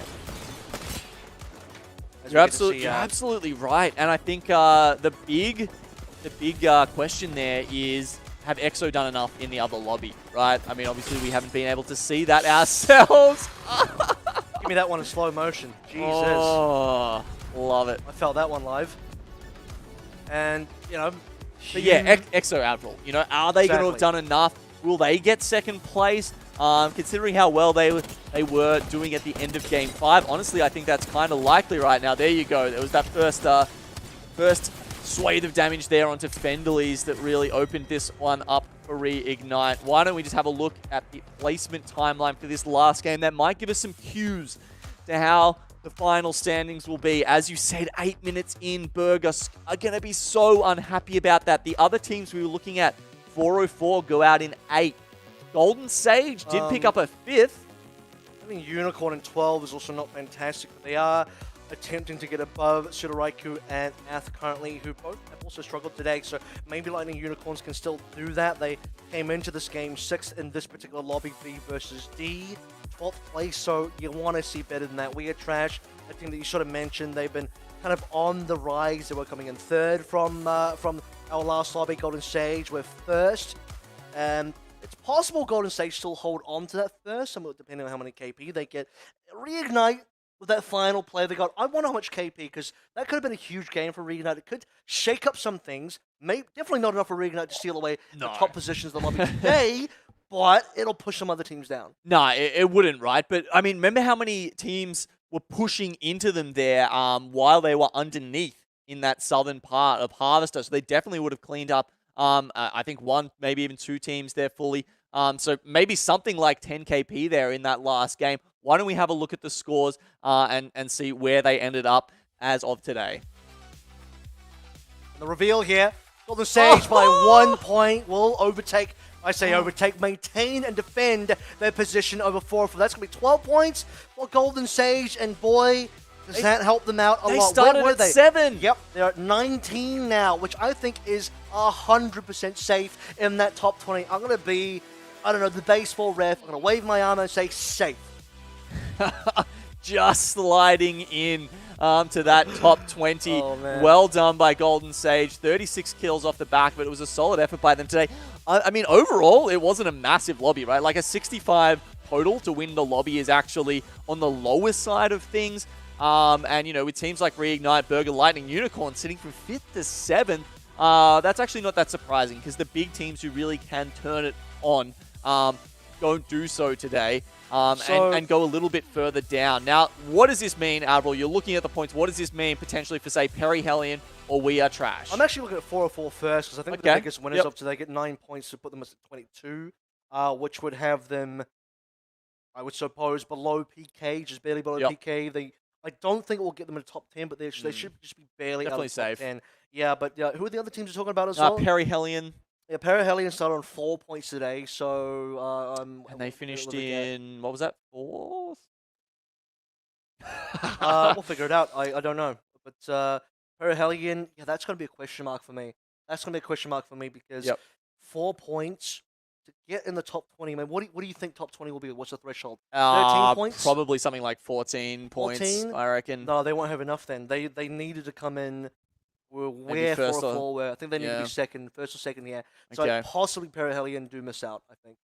Oh, I mean, it was a good run to the finish line by them. That, you know, regardless of sort of where they finish up, really enjoyed watching them today. The big game they had to start the day off with, very fun to see. So, I mean, look, at the very least, with that performance, they're probably going to put themselves out of relegation, right? So, I'd say so. You know, there's those couple of factors that we're looking at there. So, sure, seeding for the top 10 points, a finals berth for the top 20, but then the top 32 essentially safe, and we will see them again in Split 2. The big question will be, do SNG make it or not? Because, I mean, we're saying 13 might be the cutoff here, but that was where 404 were before their big performance today. So is that still going to be the cutoff, or has the bar moved further up? If it has, SNG could be in trouble because they had an okay day. They got 1 win, but did they get enough points from the overall positioning? Because it wasn't consistent enough, Genome. So my biggest question will be, do SNG break into top 20, or do they barely miss out? Because I do feel like if they do miss out, it will be by a small margin. Yeah, I mean, I even wonder where they'd... I'm just thinking ahead to the finals now, thinking, like, where would they even drop if they make that top 20 spot, right? They'd probably be causing hell for someone, is what I would expect, because a lot of those other teams, I'm probably expecting them to, if you're in the bottom, you know, to go down to, you know, whatever, survey camp, something like that. But SMG, I think they're the kind of team that would not worry about that and just be like, we'll take Skyhook West off Ath, sure. Like, boys and girls... Folks, we're getting ready now to finally reveal the final split standings for the entire Pro League Split 1 here. APAC South and ALGS. It's going to start from the bottom 20. Take note of who the bottom 8 are. They're going home. They've been eliminated. They are going to go out, and SNG and Wolfpack both do not make it in the top 20. Oh, man, I said 14 might be the cutoff. NXL make it up to 15. They don't have a good day. You've got to remember... On the back of Zaratas, they started moving up the rankings very rapidly after getting 0 points. I think it was the first 2, maybe even 3 days of play. And they finish off 15th, just heartbreakingly shy of that top 20. Well, Parahellion certainly do escape from the bottom 8, and the cutoff ends up being Aftermath Gaming. So Estrel and Evo Berserker survive. Those teams do not make it in. Here are the top 20 teams, and net number 20 is going to be Rage and Stinky B at 19th. And I was so worried about Stinky B, but they managed to sneak in. Big performance by them. X-Spark has also managed to make it in there. This is another team that has pushed towards the end of the season to better themselves and to be a team worthy of that top 20. I'm really glad to see them in there. We Are Trash in that same kind of mold. Hopefully we get to see more clutches of Saviors come into the January playoffs there. Golden Sage, with their win today, are going to move up into 16th place alongside teams like BRP and MBF. Then we've got Kukui, Ogre, one big performance essentially from those teams throughout the season has seen them make the top 20. And then as we move into the top 10, the teams who receive seeding points. So Primus Commander will start off with a single point as we roll into our finals here. I love what they've done with Loba. MDY, that Chinese team as behind inside the ring there. Straiku, the Australian team who have managed to make their way up. So they would have, we talked about the top 5, right? We're thinking about what could have been. Striker would have been just outside. Lightning Unicorn would have missed out by a point. But now they're all in play for that $50,000 for the finals. It's also considered that EXO Clan do manage to get it above Burger as well for that second seed going to playoffs. So that Burger versus EXO kind of battle on the back end was very important. And EXO managed to bridge the gap because when we went into today, EXO actually tailed Burger by 3 points. And now they get that second place all. But I got a fun one for you. If we did go to LAN, would you have been happy with this 5? To give you context, I believe it goes Reignite, EXO, Burger, Dreamfire, Ath. Those are our top 5. Absolutely. I mean, 4 of those were the ones I predicted from the start of the season. The ones I thought were pretty much locks, right? EXO, Burger, Reignite, and the 4th one that I just said there. Ath. Oh, actually, maybe Dreamfire I wouldn't have necessarily expected, right? Because they were a little bit in flux. Ath, we were definitely, thinking that they would get in there. Lightning Unicorn, probably the one that I'm surprised the most has dropped out of that top 5, and only just... Well, they weren't in there, actually. It was 6th place, so... Well, they had been throughout the season, right? Like, they have been in that top 5 at times, but unfortunately, they didn't have the one pop-off week, right? Probably, one of the most consistent teams throughout the entire thing, throughout our entire split 1, but never having that one big week. And we know with the point system we have here, the 12, 9, 7 that you get from 1, 2, and 3, you need those to push ahead and grab those top 5 slots. So they don't really get there, but Ath does. And honestly, Nutsuru-sama, if you're talking about, teams or even just players, right, that we want to see go overseas and have that opportunity to shine on the world stage, it would have been Nutsuru-sama. Like, I would have loved to see how that guy goes against some of the best players in the world. So fun fact is Lightning Unicorn have actually never had a 12-point day in terms of being first in the overall lobby. Every one of the other top 5 teams have. One of the other teams that we have talked about that has actually had that kind of dynamite week that you're talking about is Straiku. Except Straiku, their consistency, as we've talked about so many times, it's been troubling for them because had this been going to land top 5, Straiku and Dreamfire swap positions from 5 and 7, so Straiku would have missed out on land very barely. That would have been heartbreaking. Yeah, I mean, Roots especially, one of our observers and directors, I think, would have been very sad because he was actually going to have to bleach his hair if they got first seed. So I know they weren't that close to that. They were close to making the top 5, though. Regardless of that, they've had a decent season, especially on the back end, and they're going to be happy with that, I think. Well, speaking of happy and speaking of teams that would have been to land, 0 questions asked here. A team that was already locked in after yesterday's games in week 5. We're going to be talking to Templex from Reignite. How you doing, man?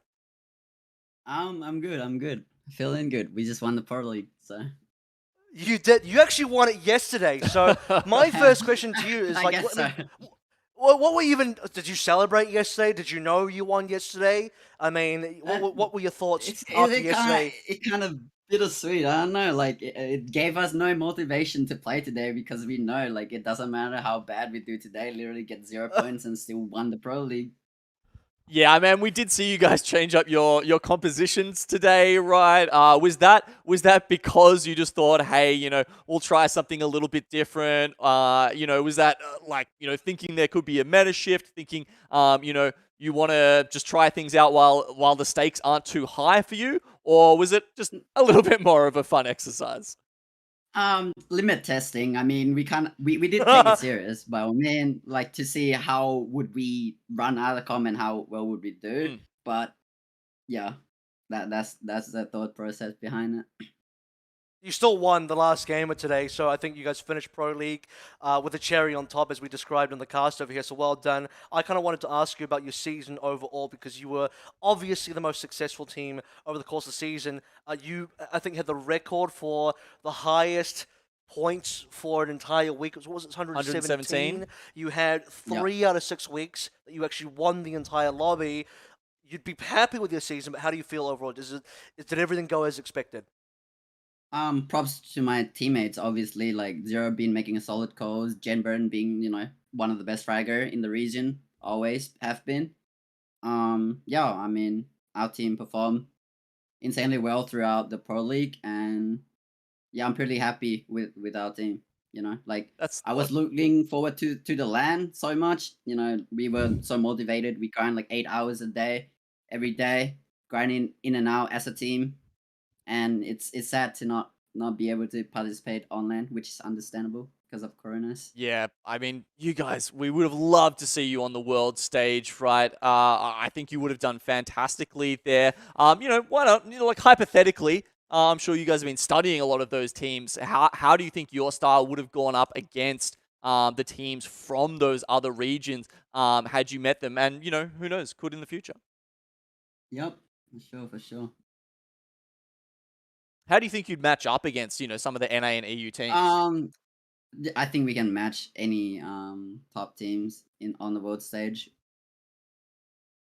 But I would never really tell until we start like scrimming with them, obviously. And then, from there we will see the result.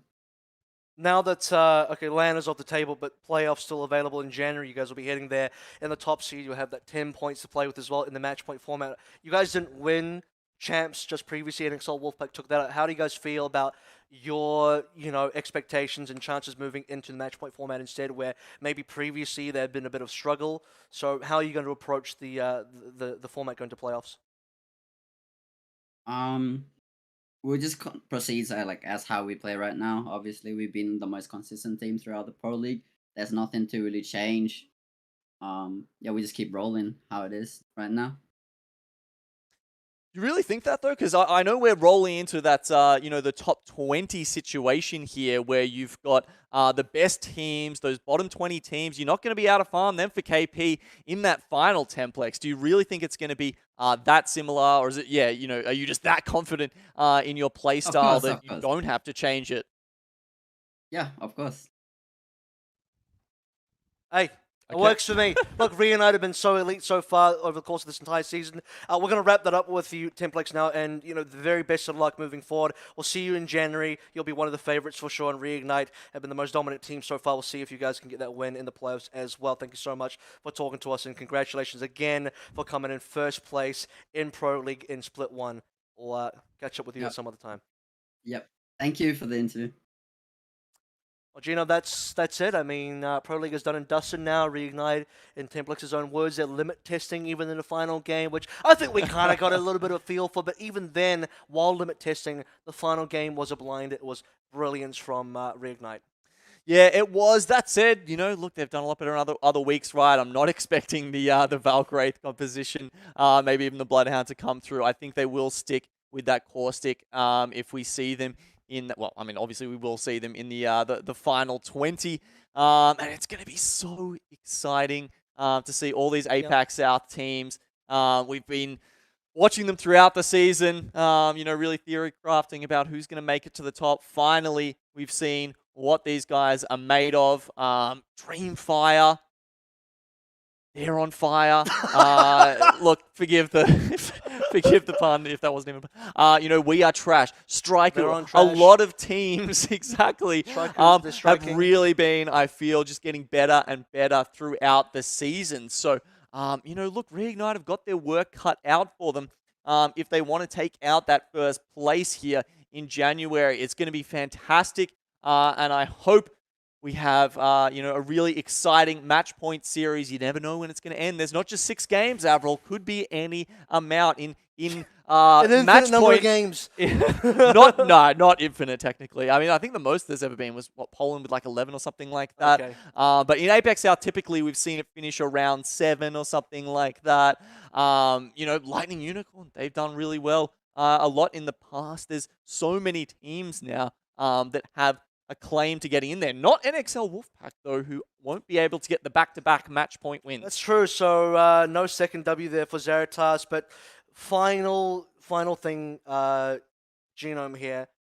Do you have any favorite moments for this split? Do you have anything? Oh, thinking back, Saviour's clutches, I've really loved. There's been 3 of them now. The Watson player, seeing that come back into the meta. We actually didn't see very much Ash today, which has been an interesting change. It's because Ath was in the other lobby. Ash, not Ath. Yes, Ath is one of the Ash teams, is what I'm saying. Sure. But I think we've seen quite a bit less of that. But just as the meta's shaken up throughout the 6 weeks, it's been interesting to see how that's changed. What else? Favorite moments? Any of yours, Avril? Yeah, I mean, as much as I love Reigniting, you guys all know that, but yesterday's performance from Dreamfire was extremely fun to watch. That 3 back-to-back games, first split was game 3, 4, and 5, even game 6 when they came 5th place. Unbelievable performance. That combined with, I think, my first day of Apex as well in week 2 when Roy had that blinder of a game, and in game 1 of week 2 for Dreamfire was delivering as well. So that's a huge result for them, and glad to see them in the top 5. So a team that I'll be looking out for 100%. So that would have been it for me. Okay. Yeah, look, want to give a big shout out to everyone who's been watching throughout this entire season. Thank you for sticking with us here at Longshot, for supporting all the awesome competitors we have in APAC South. So many awesome teams, and you will see all of them on our finals in January. I'm sure the date will be announced very soon, but make sure you guys are tuning into that. I want to give a big shout out to everyone who's worked on this from behind the scenes. We've got our producers, our observers, directors, statisticians, people on the social media accounts helping us out. Big shout out to all of them, the casters that have joined us throughout the season as well. And, look, thank you to EA and Respawn for making such an awesome game and putting the ALGS on. It's been such a fantastic competitive circuit to be a part of, and we're going to get that big finish come January and see who the best team in APAC South truly is. And a final thank you to all of you at home, the lovely community that have welcomed me into Apex Legends. I couldn't have done it without you. You guys have been fantastic. We will all see you again in January for the playoffs. This is not the last of ALGS APAC South. We'll see you again soon. Have fun. Stay safe. See you around next time. Fratis getting really low here. Fratis getting really low here. And quickly the Alvis not going to be the team that goes out in 3rd place versus squad. 2 alive on top of the squad at DML currently. And who's got a better position? They still have a bubble up for DML currently. Leaf is on such low HP. Dodge might be the only one surviving in this Impera Hellion. They are going to be the team that are just that much healthier, that much more damage done. And the winners of our first... going to get in. Okay, Burger are getting into a fight. Why don't we see how they handle it? Knockdown. Play behind my knockdown. I am. Up to the right. 270. Ray's dead. I need reload. Same. I'm batting. No, play behind. Behind you. Just fly. Alright, just shoot. I think we got second. Nice. Wow. Somehow SNG Actually, super low. They've been taking out top 3 currently. Golden Sage on a couple of members. This could be Burger's lobby now. Bandit Storm's on 1 HP. GPay's not got too much to work with either. Burger have so much more. It's 2 versus 1. And Golden Sage, holy hell, what's going on here? They are going to be the ones taking up Team Burger instead. This could be Burger's lobby now. Bandit Storm's on 1 HP. GPay's not got too much to work with either. Burger have so much more. It's 2 versus 1. And Golden Sage, holy hell, what's going on here? To get their health back into action. We are Trash still in. We're starting to see the Golden Sage drop by Mingyue. They're gone. So Golden Sage, winners of the last game, have eliminated. Wolfpack are down to only 1 member. Zaratat trying to stay alive as a lone Wraith finds a 1v1. Can't do anything about it. 2 teams have to go. It's 4-4.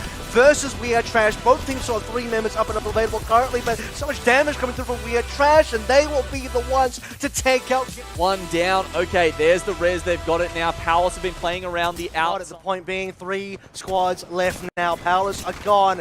Team Burger down to only Pricey. Can he survive? How much longer is this going to take? Pricey has at least a gold armor, but just no chance to heal up at all. Pretty much 1 HP now. Taking out 2 squads remaining. Does Godgaps win? Yep, it's going to be Lightning Unicorns, and they were basically a duo. Got Impera Hellion versus Reignite. The 2 squads with the best positioning so far. Headshots will come in thick and fast as soon as Rig poke their heads out, but they've definitely played long enough here to have the bubble. The bubble goes first, though. It's up to Perry Hellion when they engage on this. The wingman shots from Jen Burton, a couple of headshots followed up is too much, and Perry Hellion will go second